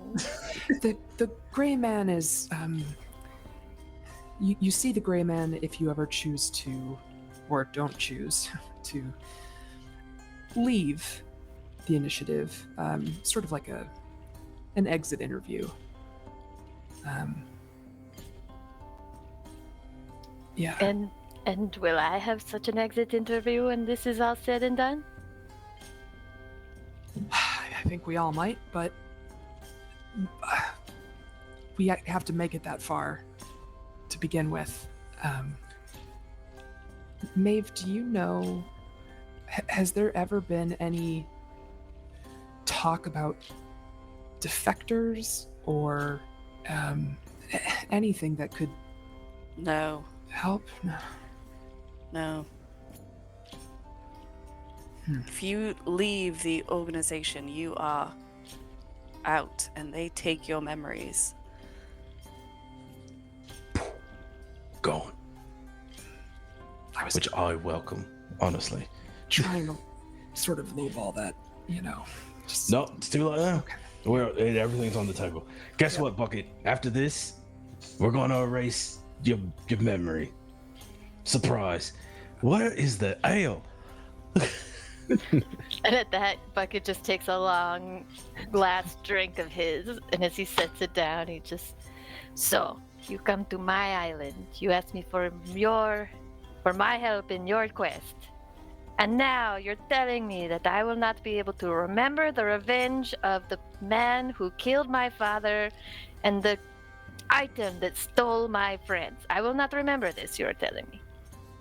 This on the day of my daughter's wedding. May or may not have been what I was going for. Nice. First, we didn't need you. We were told to find you. I mean, it seems like you have needed me. You only got this far with my help. What happened to the just such a great fighter? That's what you said. I don't know what happened to you're gonna take away my memory. Oh. It's not my decision. Well, I hope you can live with that. I can. You know why? Because I won't remember it.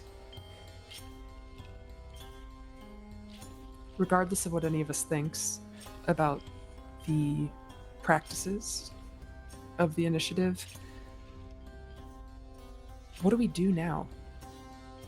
Obviously, we've got a target on one of our backs, but all of ours now. We have a mission of our own. I mean, what is our next step? Did you find anything interesting on the man's body? I was too overcome with the poison to take a look myself.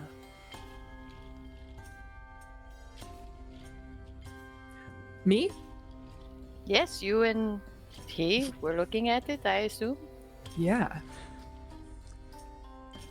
Miko, what did I found this cool on the ring. body? The tattoos were the most exceptional thing that any of you found on the bodies. Okay, so I'll mention the forced nature, right? And how that's interesting. So, I mean, it seems like if you're forced to get a tattoo like that, maybe this Cobra was compelled somehow to act on behalf of Rugen, or maybe I don't know. What about this? And then he shows the ring that he took. Is any significant to anybody? And then between the tattoos and the ring, does that sound familiar to me at all? Roll a wisdom saving throw, please. Okay. Miss Goose? Oh, that was horrible. That's a 7. Okay. There is a moment where all of you are looking at Bucket, and Bucket's eyes blink out like they normally glow, right? And they blink out, but he didn't close his eyes.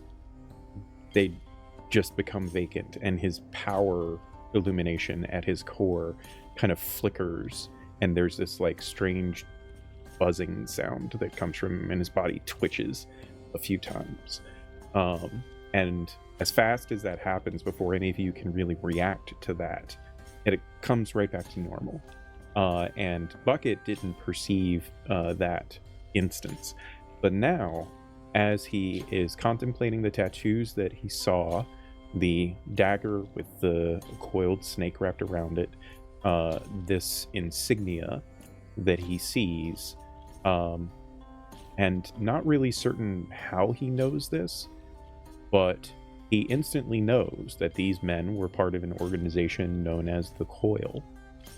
and they are a criminal group with ties all over Greater and Treskel and beyond, that are formidable and deal in all manner of violent and money-making opportunities that they can. And the insignia itself is tied to a shipping company. The signet ring is tied to a shipping company known as the Silver Sidewinder Shipping Emporium that operates here in Amana. Such alliteration. And in light of my blink out that I'm not aware of, the way Bucket relates this information is almost like if you knew Bucket when he was robotic, it almost reminds you of what he sounded like then, whereas before there was this suave fighter before you. He just like is basic as he relays all that info about this organization that he suddenly remembers. C-3PO style. Yeah. There's a lot of snake-related terminology here, like a herd full of snake-related words. Boo.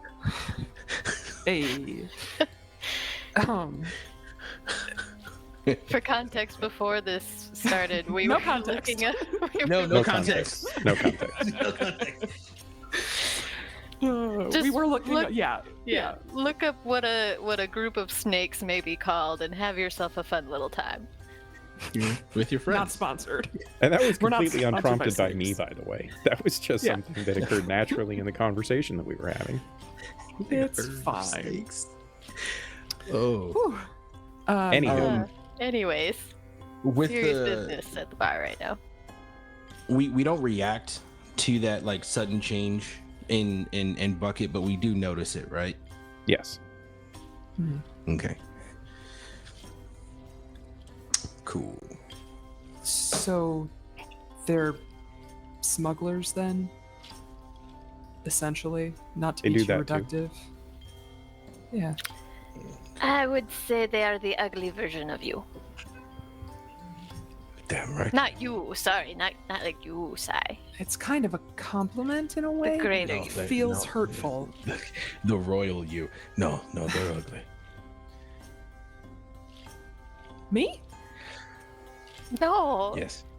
And then he just kind of swats at Wraith. Cut it out. So now we have smugglers looking for us. It's good. It's good. It's a typical Wednesday.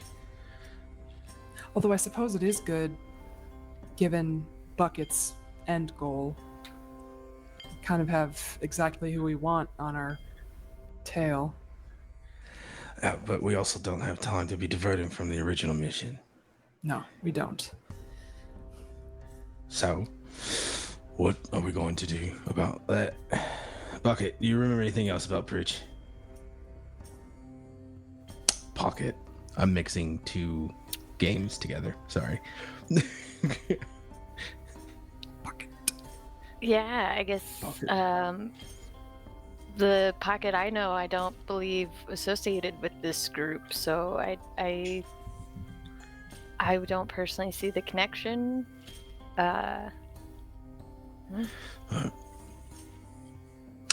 You knew about this place that we came to. Is this one of your hangout spots? Yes, we came here. Many good times here. A lot. Beautiful. You notice anybody around that may know you? And at that, Bucket looks up and takes in the room. And who does he see? He recognizes no one. I mean, it's been more than 5 years since he was last here, so. I do not see anyone, but the faces in these worlds change so often, as you know. Yeah. Yeah. Shit. I mean, this man legitimately is lost. clearly connected to the evil parts of the world. So if we are looking for the evil parts of the world, we should look into these people, and they will lead us to the people we want to find. I can get Greater behind that. evil follows lesser evil, as they say. Did Rogan do anything to Pocket? As far as I know, they never knew each other, but perhaps I do not know enough.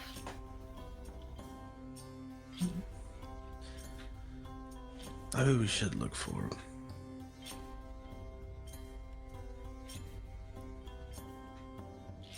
I don't.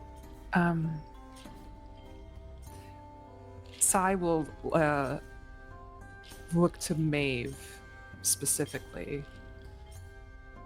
And what do we do when something like this happens? How do we professionally go about something like this?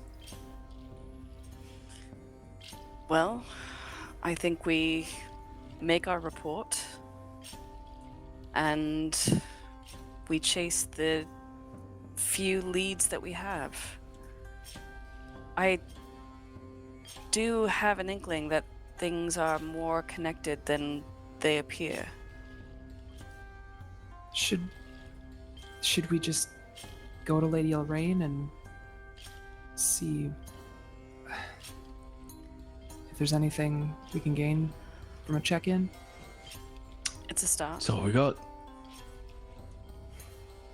Well, finish up your ales there, Wraith, and I'll push mine over towards Wraith as well.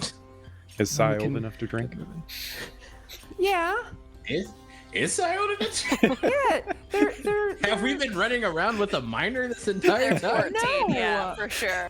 Sai is not a child. Sai is a grown person. Half elf, so Pinch yes, there said the is- very same thing in the last game that we played of Masks, and that was not true apparently. So I This sounds like a swear. constant struggle for Sai. Like people are just like, how old are you? it's hard. It's like the androgyny is like there's like a boyish look, but then yeah, it's tough. on that note, Cool. you all finish up your drinks and stand up, none the worse for the wear, because these drinks are not what anyone would ever describe as hard alcohol, and it would take many, many of them to actually get most of you intoxicated, and certainly voluminous amounts in order to even hope to get a bucket intoxicated. But nonetheless, you stand up and exit this this awful, seedy place, and start making your way to the Whispering Willow Performing Arts Center in order to meet up with your contact, Lady Ilraine, and hopefully get a little bit of guidance on what you're supposed to do next. After all, you were supposed to report in with them as soon as you were done with your job, and, well, you had to get waylaid in the streets. It just had to happen. Waylaid. And on And that as note, we leave the tavern, real quick, just as we leave the tavern, Bucket lingers after the rest of the group has left, and his hand gently touches the area where Pinch wrote on the table. And just under his breath, he says, "I hope you are having a wonderful meal somewhere, my friend." And he touches his hand to his heart and walks away from the table. and on that Okay. note, we will take our break, ladies and gentlemen. We shall be back very shortly. Just going to take a quick 5 minutes, or if you're watching us on VOD, maybe 5 seconds. And we will be right back to hop into the rest of the action and see what happens to our intrepid adventurers as they actually set about doing the task that they are supposed to be doing. We will be back in just a little while. Bye for now.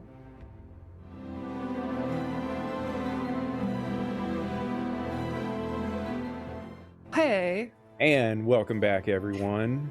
We are feeling much refreshed after getting an opportunity to rib Ian a little bit for the awesomeness that is him getting to go to Gen Con. Make sure you guys pay attention to all of his socials, because I'm sure he's going to be updating us and sending us pictures and letting us know about all the fun things that he's doing, right? That's going to be a thing, right, Ian? 100% it is, like the Okay. traditional douchey influencer. That's gonna be me. Love it. Love it. Yes, so welcome back, everyone. We're going to jump right back into the action here as our cohorts in this lovely endeavor find themselves walking the streets of Amana. Not like that. Get those dirty thoughts out of your head. Walking the streets of Amana, heading to the Whispering Willow Performing Arts Center, a wonder, an architectural marvel, a towering edifice of white and gold stone, a facade of intricate carvings depicting scenes from legendary plays and mythical tales, stories unfolding for those with a keen eye to look at the walls themselves. You can see from the outside this glorious building with many levels, many tiers, probably several stages. You know from your understanding of the place and the knowledge that you have, even those that have never been here. I'm not sure if Bucket has ever caught a show or not, but you know that the theater itself is able to seat more than 1,000 spectators, and it has a glorious curved proscenium stage, framed with all kinds of beauty and lush curtains and adornment that make the place feel magical to everyone that enters it. You also know that the place is exquisite equipped with several rehearsal rooms, costume shops, and even an ornate lounge where performers and patrons often mingle during intermissions. And even from the outside, the air of the center hums with a resonance of the performances that have been in this place, but also a bit of excitement for the performances yet to come, as there is a lively fundraising event seemingly taking place on this very night. You can tell, you can see the cordon of people coming in and out of the building wearing their fanciful attire and garb. You can hear the music and melody of festivities taking place upon the inside, and there seems to be a lively atmosphere. Now you know that your contact, Lady Ilrain, who also is a member of the initiative, this is her job, is to perform. She is a performer. She is part of the theater itself. She is part of the troupe, long-standing member, in fact, and she is very likely part of the event that is taking place tonight. So you have choices before you about how you wish to make your way into the Performing Arts Center and meet up with Lady Ilrain. Kick down the door. Just kidding, guys. Oh, and Raid's like, No. Okay. No. We're not doing that. Okay, fine. Well, How do you presume we get in there? We put on a fancy dress and just kind of sashay through the front door? it's not a bad I would love idea. to see that. You're not serious. Come I think on. you would look good in a dress. I'm not Could be wearing a fun. dress. Okay, fine. I'll I'll go find something. I mean, Just you very have upset something. about it. Yeah. Yeah. Oh. All right. It's a fashion show. So, Who wants to go first? as you all Sure, prepare sure. yourselves, would someone like to describe, who would like to go first in describing how it is that you are presenting their costumery necessary to enter an event such as this? I'll go. Lead the way. Yeah, so with this magically endowed outfit that can allow us to take on many looks. Sai, their outfit sort of shifts into like a cropped wrap blazer, black, obviously, and then like somewhat high-waisted trousers that like widen a little bit, but then sort of like taper and get tight at the legs, right at the top of just. They are the fanciest type of shit kicker boots that you could have. So they're still in that category, but they look nice. They're presentable, and their hair is not quite as curly as usual. They sort of are able to slick it back a bit and just look very sharp. Nice. So is this like magical girl transformation type thing? You spin in a circle while the magic of the shift weave clothing kind of morphs up, starting at the feet and leading up to the neck. Yes, that's how I interpreted the equipment that we were provided with. Yes. Awesome. And so Ian, what is Wraith's magical girl transformation then? It's so pretty. Hot girl summer, here we go. So it's weird. It's kind of like that scene from Beauty and the Beast where he turns back into like a prince and he's kind of doing one of these. He's like, oh, it's so, why is everything so tight? It's ridiculous. And full length, of course, like just black dress pants, kind of like a nice like mid crop boot thing going on. He still has a very deep collared shirt under his favorite color, which is that burgundy, but then you see like he's in somewhat of like a French collared evening coat that goes past his knees. It's like extra long, very cinched at the waist. I mean, we're showing the full Captain America V back there. And I think what's most noticeable is that like his hair is pristinely tied back, like somebody just like gelled the hell out of it and put it in a very tight bun, and just like a very small glint on his left ear is just like nice little boom, little jewel there. And he just looks very streamlined.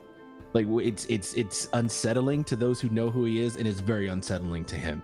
And he's like, these people go out with this kind of stuff and they have a good time. I don't like it. What is that? What is that? Oh shit, I smell like roses. Nice. And what does Maeve's outfit look like?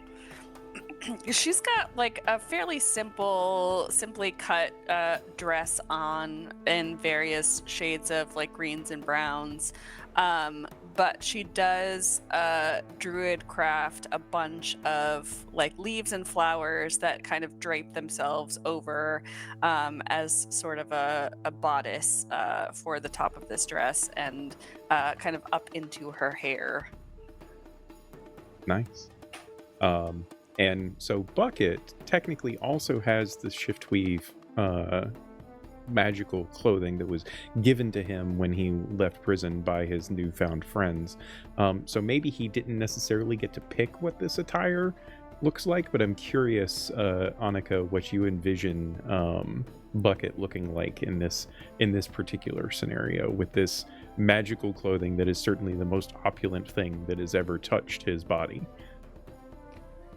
Yeah, so as he puts on the shift weave, it shifts into a pair of, again, form-fitting black trousers and clean shoes, not boots, and there's a red velvet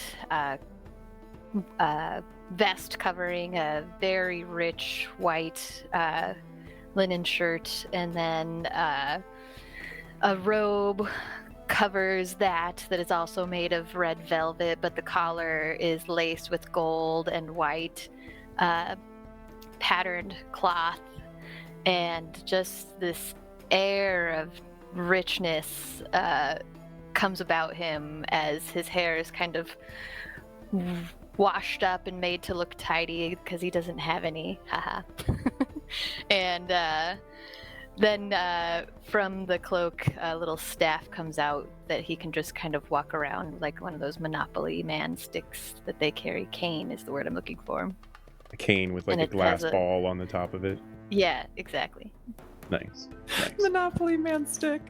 Ooh, that was good. You know, the words. When you don't have them, you find other ones. And how uncomfortable does Bucket look in this? Is he on a scale of Sigh to Wraith? How uncomfortable is Bucket in this getup? It's almost like it's resigned, like he understands that if he wants to get his revenge, stuff like this may be required. So, like, he kind of tugs on the collar and is like, nah, rich people are stupid. Sai Rich people are looks stupid. Sai looks like this is shit that they wear all the time. Like, totally normal and good. The only change that they make is like unbuttoning the sleeves and like rolling them up just a little bit on the jacket, but otherwise they're vibing and also kind of enjoying that y'all are not. Just a little. Nice. You know what? I don't like this. And Wraith rips the sleeves off of the jacket and he's like, So close. oh, that's better. Oh gosh. Well, Moon's out, guns out. Let's do it. I'll do some. Can I do some mending on like the I assume You're just gonna mend the sleeves back frayed. on constantly. He'll rip them No, off but- and you'll but mend just- it back on. just like You want to the fix frayed bits. the frayed bits? Yeah, Yeah, I got you. yeah. I got you. I got you. You better So not I will touch say, me. as part of the magic of the clothing themselves, they actually kind of fix themselves. Like there's some Beautiful. built-in magic. I mean, it's magical clothes, right? So you have the ability to, normally through like a very involved and magical process involving a tailor and a master of the arcane and all of that, you can change the outfits that are in your shiftweave clothing. But Wraith just takes it into his own hands, and that's fine. Perfect. You'd love to see it. So you Monkey guys, wrench. Pow. you guys start like joining the throngs of people that are making their way inside. And while this appears to be a prestigious event, there isn't like a bouncer at the door checking to make sure you're like on a list or something, right? This is meant to be a fundraiser, and so anybody that looks like they've got money can please come right on in and maybe give up some of your money. And the fanciful attire that is part of your shiftweave clothing is certainly enough to pass the muster of such observance. And you are let inside the gloriousness of the theater to join in the festivities of the event that is taking place. As you... let me just pull that up. Yay, it worked. As you enter the lounge, there, you can tell right away the liveliness of this event. The room is lit with soft magical lights that play across every surface of the fanciful banquet hall. You can see patrons dressed in their absolute finest attire as they mingle around tables here and there that are laden with exquisite canapes and sparkling flutes of chilled wine. And there is some music off to the side where you can, music all around the room, and you can see off to the side a lighthearted quartet that is playing lively melodies that kind of rebound off of the walls. There is a gentle cacophony of conversational noise, not so oppressive, as you can see the several hundred people settled in this room that is almost it's almost like a merry backdrop to the conversations and the clinking wine glasses, the enchanted music paired with the food and the wine and the social grace of everything that is taking place. You can tell is subtly coaxing the wealthy patrons into generous moods. And You all end up spending a little bit of time having to pretend to be socialites or whatnot. Very interested to know what that's like for Wraith, but we don't really have a lot of time to go into such details, so we will let Ian off of the hook for such things for now. No, it's fine if you want me to. It's cool. I'm trying to save you. I'm trying to save you, my friend. It's cool. And eventually, though, not very much time has to pass before everyone but Bucket, that is, notices very quickly as your eyes land upon Lady Ilrain, a breathtaking vision in the midst of this lively crowd. She is draped in a very carefully tailored carnival-style dress of the purest azure. She herself exudes this aura of enchanting elegance, and the gown's intricate details mirror the finesse of her every movement, flowing with her like a captivating river of sapphire silk. A majestic tiara sits upon her head, embedded into an elaborate headdress that consists of an array of feathers in every shade of blue, from cobalt to cerulean, interwoven with ribbons of matching hues that just add to the grandeur of her entire demeanor. There is a small veil across her face that cannot hide the captivating allure of her eyes, a vivid, intoxicating auburn color that glints with an enigmatic sparkle. Her meticulously applied makeup just enhances her striking beauty and adds to her mesmerizing allure. She moves with a grace reflecting that of a dancer, every step, every sway, a hypnotic display of rhythmic elegance. This vision of her exudes the captivation that everyone has that gazes upon her as she moves through the bustling crowd, leading everyone spellbound in the vicinity of her. As she moves throughout the room, performing her social duties in this necessity, as she is in fact a performer of the theater, and you can tell very clearly that many of the individuals that she interacts with came just to see her and how captivating that she is.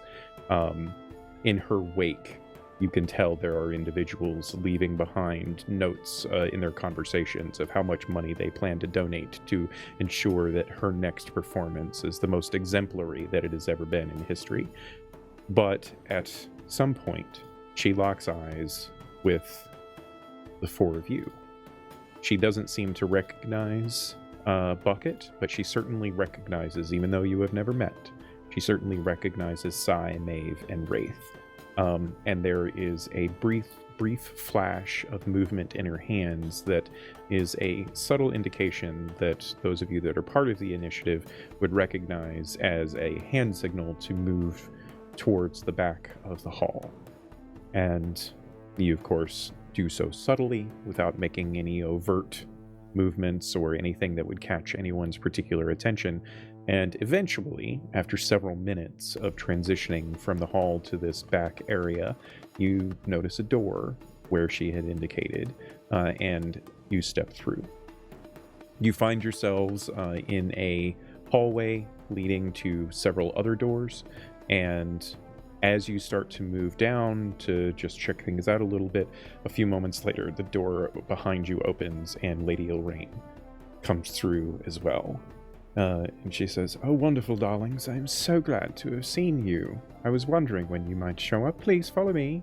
And she just kind of, without even heeding a response, moves past you and starts making her way down the hall. She eventually leads you to a dressing room of sorts. Marked outside is, of course, a placard on the side of the wall that indicates the illustrious and lovely Lady Ilrain. And as she enters into the room and you all follow, you can see that her dressing room is a very intimate space, and it brims with elegance and sophistication, as there are lush velvet drapes and mahogany furniture in various places throughout the room. offset by a very prevalent vanity in the corner with a wide array of brushes and cosmetics and such. A extravagant rack displays the various lavish gowns that she possesses, and there is a glass-fronted cabinet showcasing several different headdresses and tiaras and veils that she might wear. The air of the room itself carries a scent of exotic perfumes and sandalwood incense that creates an additionally enchanting atmosphere mirroring Lady Elrain's taste for beauty and peace. And as she enters the room, she removes her headdress and just sets it gently off to the side, and she turns and looks at all of you and has a friendly smile upon her face. It's one that is practiced, and you get the sense that even if there was something amiss, you would probably not be able to see it in her demeanor in any way. And she simply leans back against the table, her lithe beauty still kind of enrapturing you a little bit, as she clears her throat and says, "What do you have for me, my darlings?" Meanwhile, on the way in, Bucket, having seen the gesture but not known the secret code associated with it, thought that this beautiful woman was just inviting him to a private room. So as they all meet and start doing the walk, he turns to Wraith and says, "First beautiful woman signals me, and it's for all of us." It's been 5 years. She's all right. She doesn't look like she could take a punch. I hope she doesn't ever need to. Tell me she can punch me. Anyway, what are we doing? And we have banter like that until that moment. Yeah.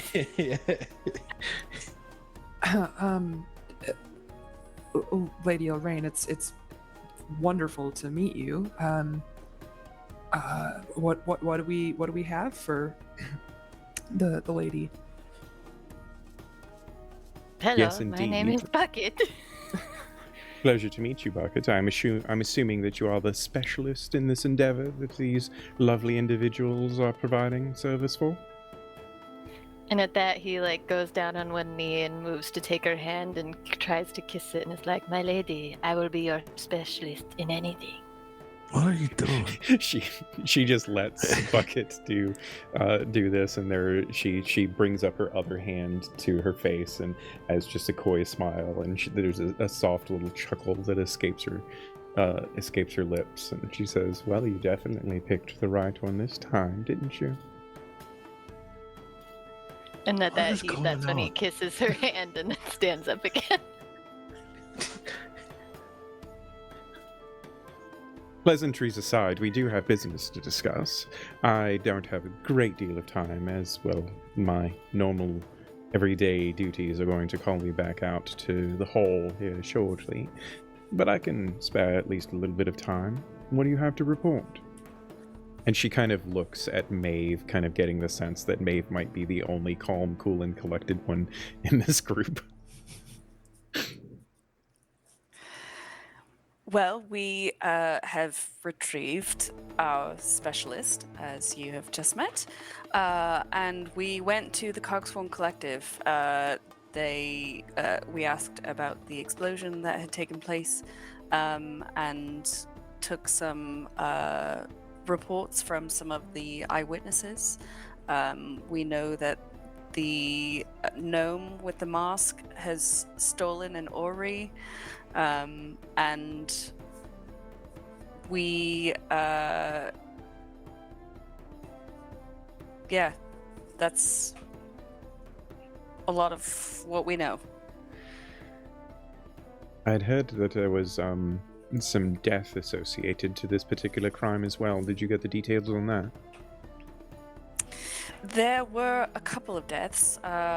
One was due to an explosion. It was a different explosion than the usual ones that they're used to there. And one person was killed by the gnome directly, it seems. chosen specifically for who he was. That aligns with at least one of the other reports that has come my way. The other 6 investigations are still ongoing, but a couple of them have already proven at least some results, so we will certainly add this to the list. And she kind of gestures to a writing desk just off to the side, and she looks at Wraith and says, "You should probably do a written version so that I can make sure to include that in the report that I am about to send."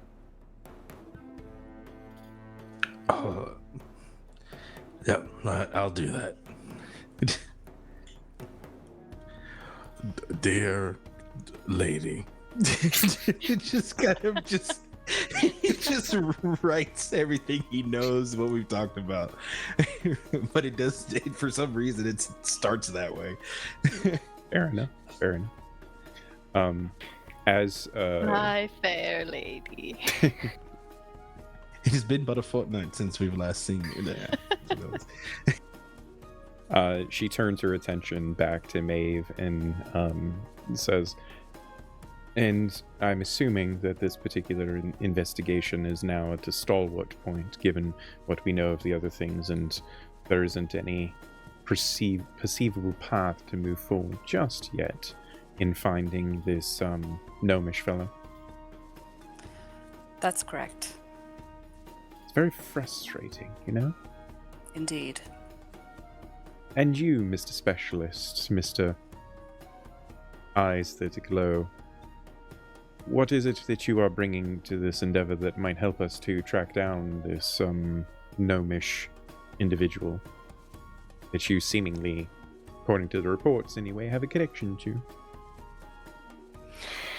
Yes, well, since coming back to this city, we have encountered many people that I am somewhat familiar with, but they do not seem to have any significance to my friend Pocket.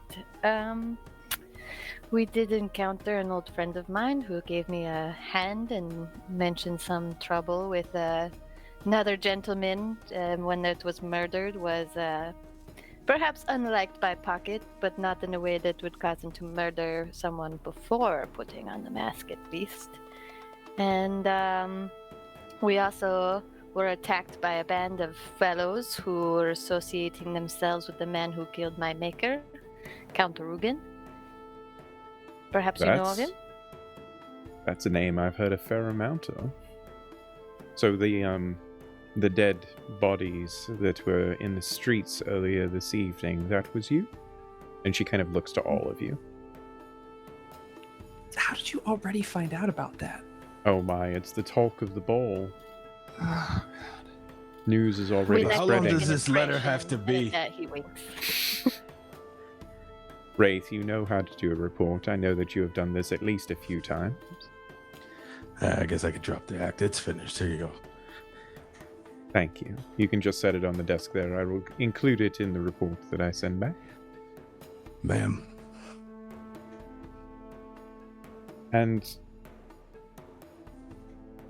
so this particular insight of the murdering and such, that implies to me that you think that the mask has changed this gnomish fellow from who you might have known 5 years ago, yes?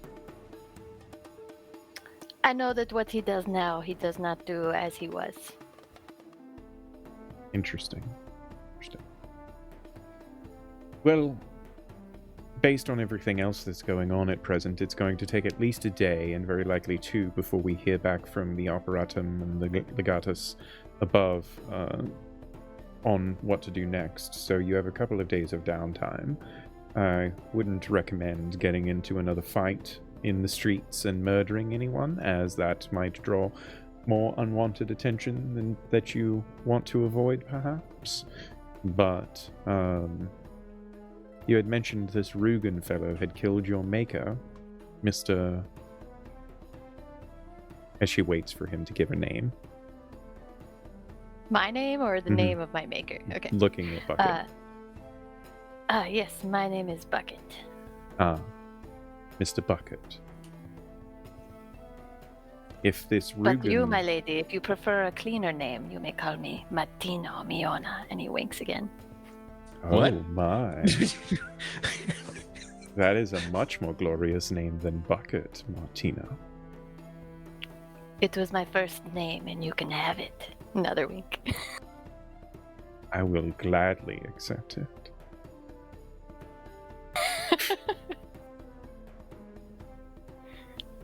There's this pause. This awkward pause for the rest of you as the two of them seem to be making eyes to one another. So what do we do with that then? I mean, if he wants you to call him Miss Martino, Lady. you should call him Martino. I'm not calling him that. I'm not calling him that. I'm actually a little bit disgusted that he said it. I do have a question, though. It's very rude. Ma'am, come on. No, it's very rude. You should always call an individual by what they wish to be called. He thought us to call him Bucket. It's on the report. Yes, you can continue calling me Bucket. Because Oh. your head is empty like a bucket. Sure, that's it. I do have a question, though, for you, lady. Liking him more and more with every passing moment. Yes, Mr. Wraith, what is your question? It's a little bit off topic, but it's been something I've been thinking about since we got into town. The Grey Man. We all know his purpose. Yeah? Has there been any report or instances to where somebody has escaped the Grey Man? No. Never. Never. No rebellion, no defectors of the order, anything. Not in the centuries that I have of history that I know. The Right. general circumstances in which anyone has wanted to depart the initiative are welcome. There is no requirement that anyone continue to be part of the initiative, and anyone that exits the organization, their new life is exemplary. The initiative takes care of those that serve it, and to my knowledge, there's never been any instance in which someone... Why do you ask these questions, Ray? Is there a I'm particular sorry. reason that I should perhaps be summoning a Greyman? No, well, maybe soon. For you? Oh God, if only. I'm still indebted to you for quite some time. It is a bit off-putting, the unfortunate murdering that happened. They knew who we were. You notice that her expression becomes extremely serious, and the frivolity with which her demeanor had been not moments before in conversing with Bucket has completely evaporated. What do you mean they knew? In the middle of our interaction, one of them could identify that we were part of the initiative. We said nothing, we have nothing on us to acknowledge it. We believe that they were able to identify us by some of our gear. That is most disconcerting. Very I will much so, include ma'am. that in my report. That might expedite... that might expedite the response. It's also very concerning. Also, yeah. With You all had due said that respect, these and- individuals were related to Mr. Rugen, did you not? Oh, Yes. yeah. They are part of an organization called the Coil. And what, pray tell, is the Coil? I have never heard this name attributed to Rugen or any of his cohorts. And again, going back to that like semi-robotic voice, Bucket regales everybody with the Coil, which is a shadowy version of the initiative. They are currently led by Count Rugen, who inherited the organization from his grandmother, and they have been thriving under his leadership. I know that Rugen operates a semi-legitimate shipping business out of the port, the Silver something or other, Sidewinder, I think. It's a fleet of merchant vessels, and that is how he elicits some of his smuggling and thieving operations. But I had never heard of this coil, and perhaps that it has a history. He's always, whilst endeavoring to present himself as a very ruthless individual, his organization has never presented itself in any of the circles that we look upon as anything more than a well-operated band of thieves and smugglers.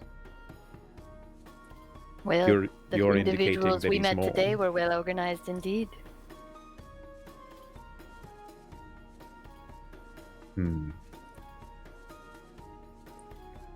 Did we tell her about the tattoos, or are we keeping that close to the chest? Oh, I can mention the tattoos. Everyone involved was heavily tattooed, but their leader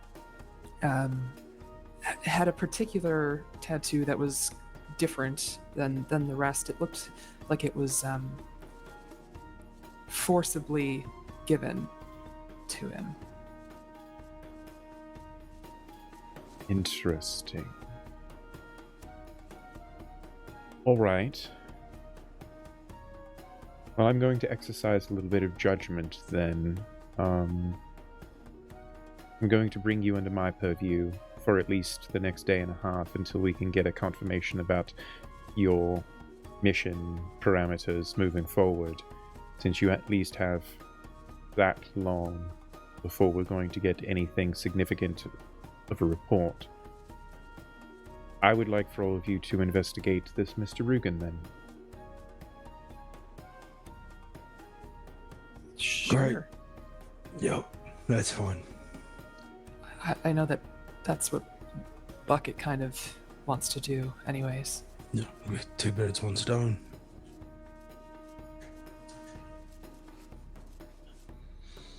Well, if that'll do for the rest of the evening, ma'am. Wraith does his like weird bow thing. I'd like to go take this off. Yes, of course, Wraith. I assume that you have already acquired some place that you can stay?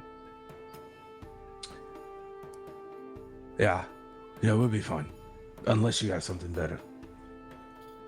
No, I think it might be best if you use your own judgment. If this Rugen is more than we had anticipated, then you may wish to not be making as much contact with anything. They operate a headquarters of sorts down at the docks. It should be easy enough to find, but the shipping company was the Silver Sidewinder, and that would be the place to start, I think. Understood. Be careful. This Rugen man is dangerous at the best of times. And if he is more than he seems, unveiling secrets might elicit responses that you are not entirely prepared for. Highly recommend that you use as much stealth as you possibly can, my darlings, as I would not want to put you in another unfavorable situation inadvertently, but we need to know more. And I know of a number of individuals besides that would like to see someone such as him face justice.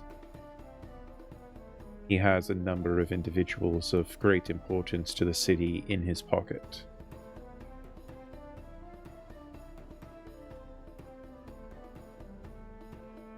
Be careful. Thank you. Of course. there's anything you need, you can leave messages with any of the theater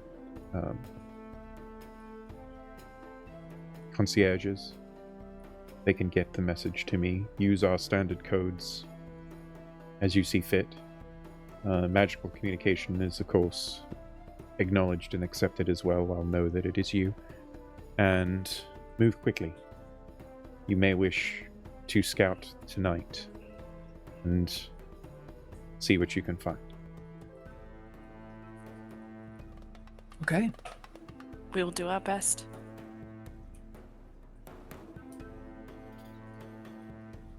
Remember the tenets. Our secrecy is our greatest weapon.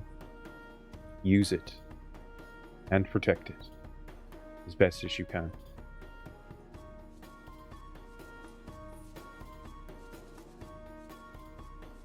And you can, any of you that have a halfway decent passive insight are able to tell that she is most shaken by all of this news that you have given her this night. As we go to leave, Sai will just turn to her. You are just magnificent, by the way. Your whole look and the good luck out there tonight. This just yes. And then, luck is not necessary. I've dealt with individuals such as this for a few decades now at this point. And as you look at her, she looks human, and she doesn't look to be more than like 26 years old. Yet she carries herself in this moment with a affectation that she is much, much older than her appearance would belie. I hope to see you again soon. And she kind of lingers for a brief moment on Bucket, on Matino, before you all exit the room and make your way back out. She points, gives a brief direction down a hallway to a back entrance that you can use to exit. And you find your way out of the theater.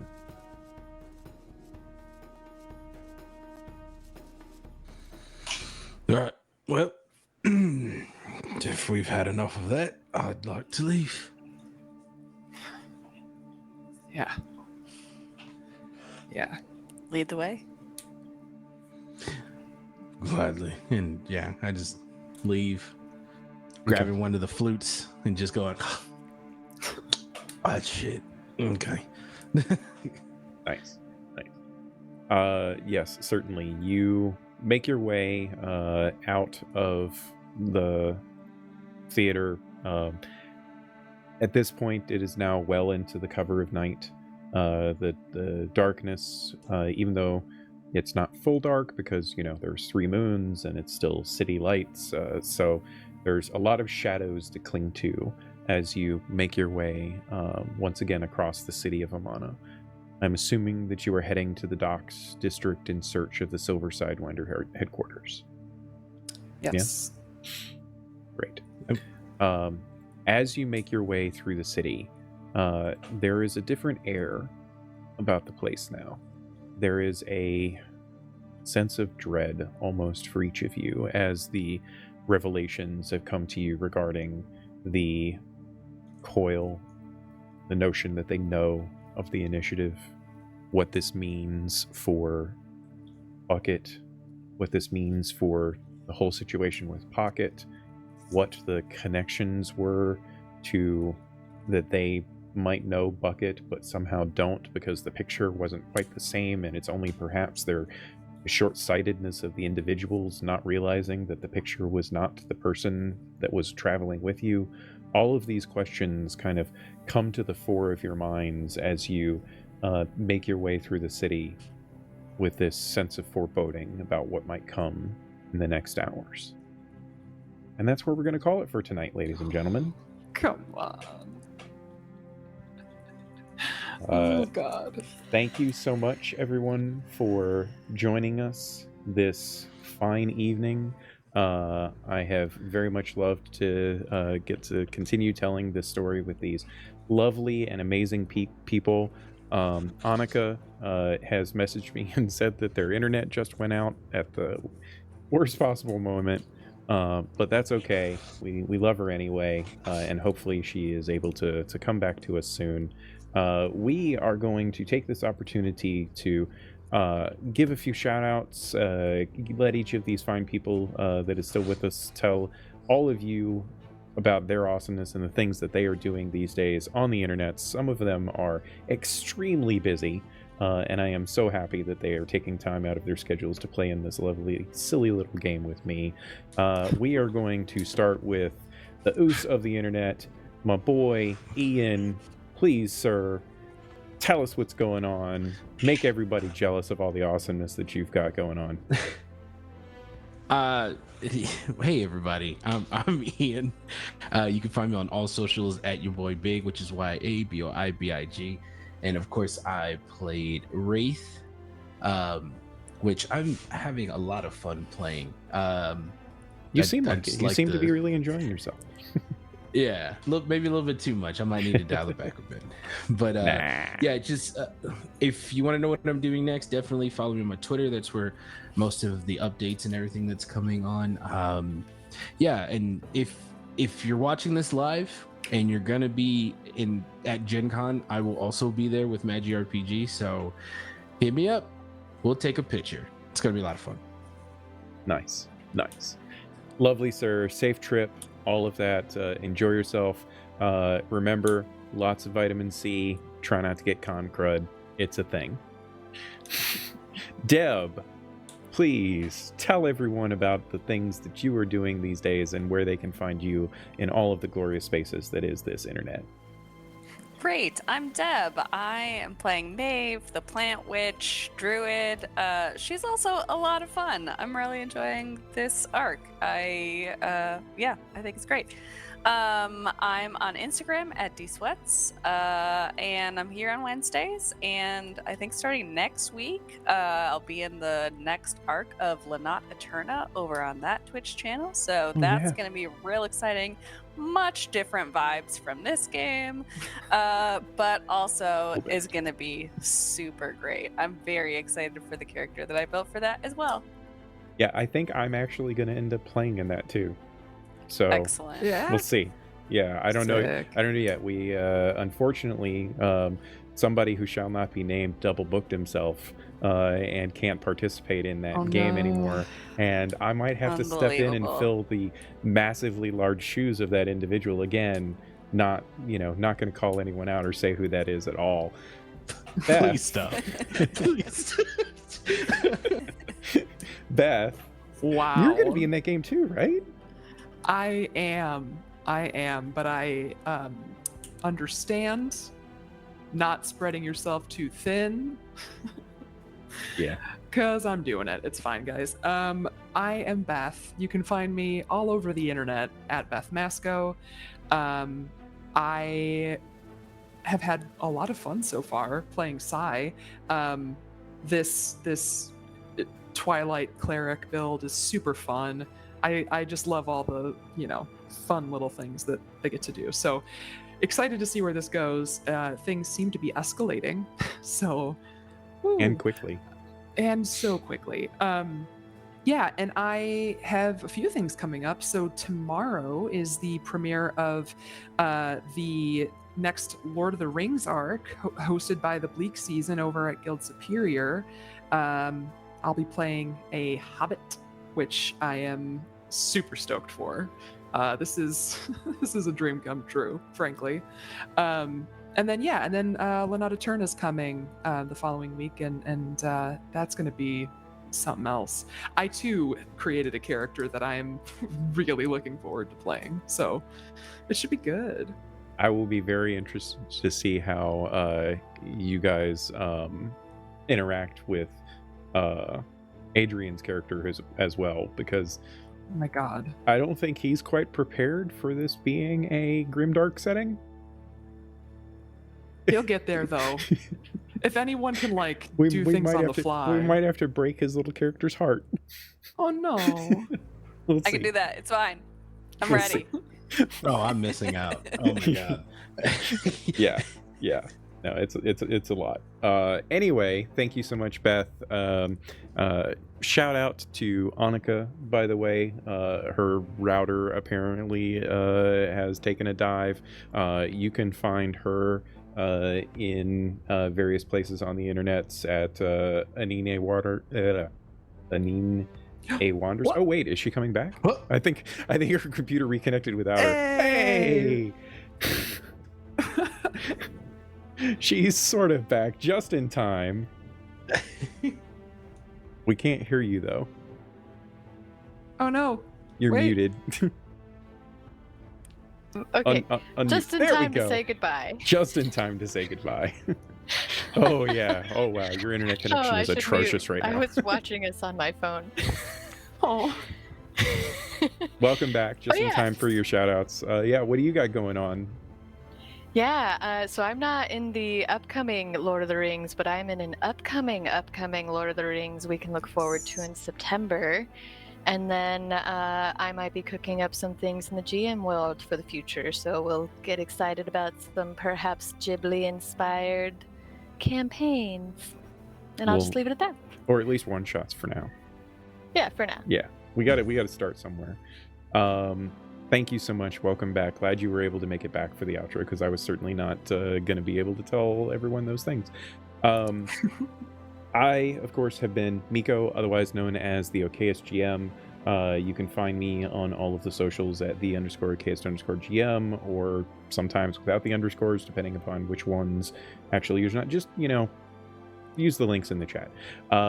If you are at all interested in the world of Ysterra, you can find some of the information that has been written. I'm publishing it for everyone to view at ysterra.theokayestgm.com. And yeah, take a look over there if any of this strikes your fancy, if you want to see anything at all about the world itself. And I've also got a bunch of like random homebrew stuff that I've put up on D&D Beyond publicly for everyone to see. You can hit the link tree that is in the chat, and that will take you wherever you want to go as well. But yeah, this has been great. Join us here on Wanderer's Haven. We have all kinds of cool stuff coming up in the future. You can check out Wanderer's Haven on Twitter at WHPubs. There's a lot of information there for things we've got coming up, and we are casting for a lot of cool things as well. And if you are interested in perhaps joining some of these lovely faces at our virtual table, you can check out the Twitters, and there's a link there to a form that you can fill out and let us know that you might be interested in those things. Yeah, that's it for now. Who do we got out there? I think that we are going to raid over to Dork Tales tonight. They are playing some Dungeons and the Dragons, and we love those guys over there. They've got all kinds of cool stuff going on, usually some pretty awesome cosplays and like. Feel free to shout them out when you get there. And yeah, looking forward to seeing you all again next week. Bye for now, everyone. Bye. We'll miss you.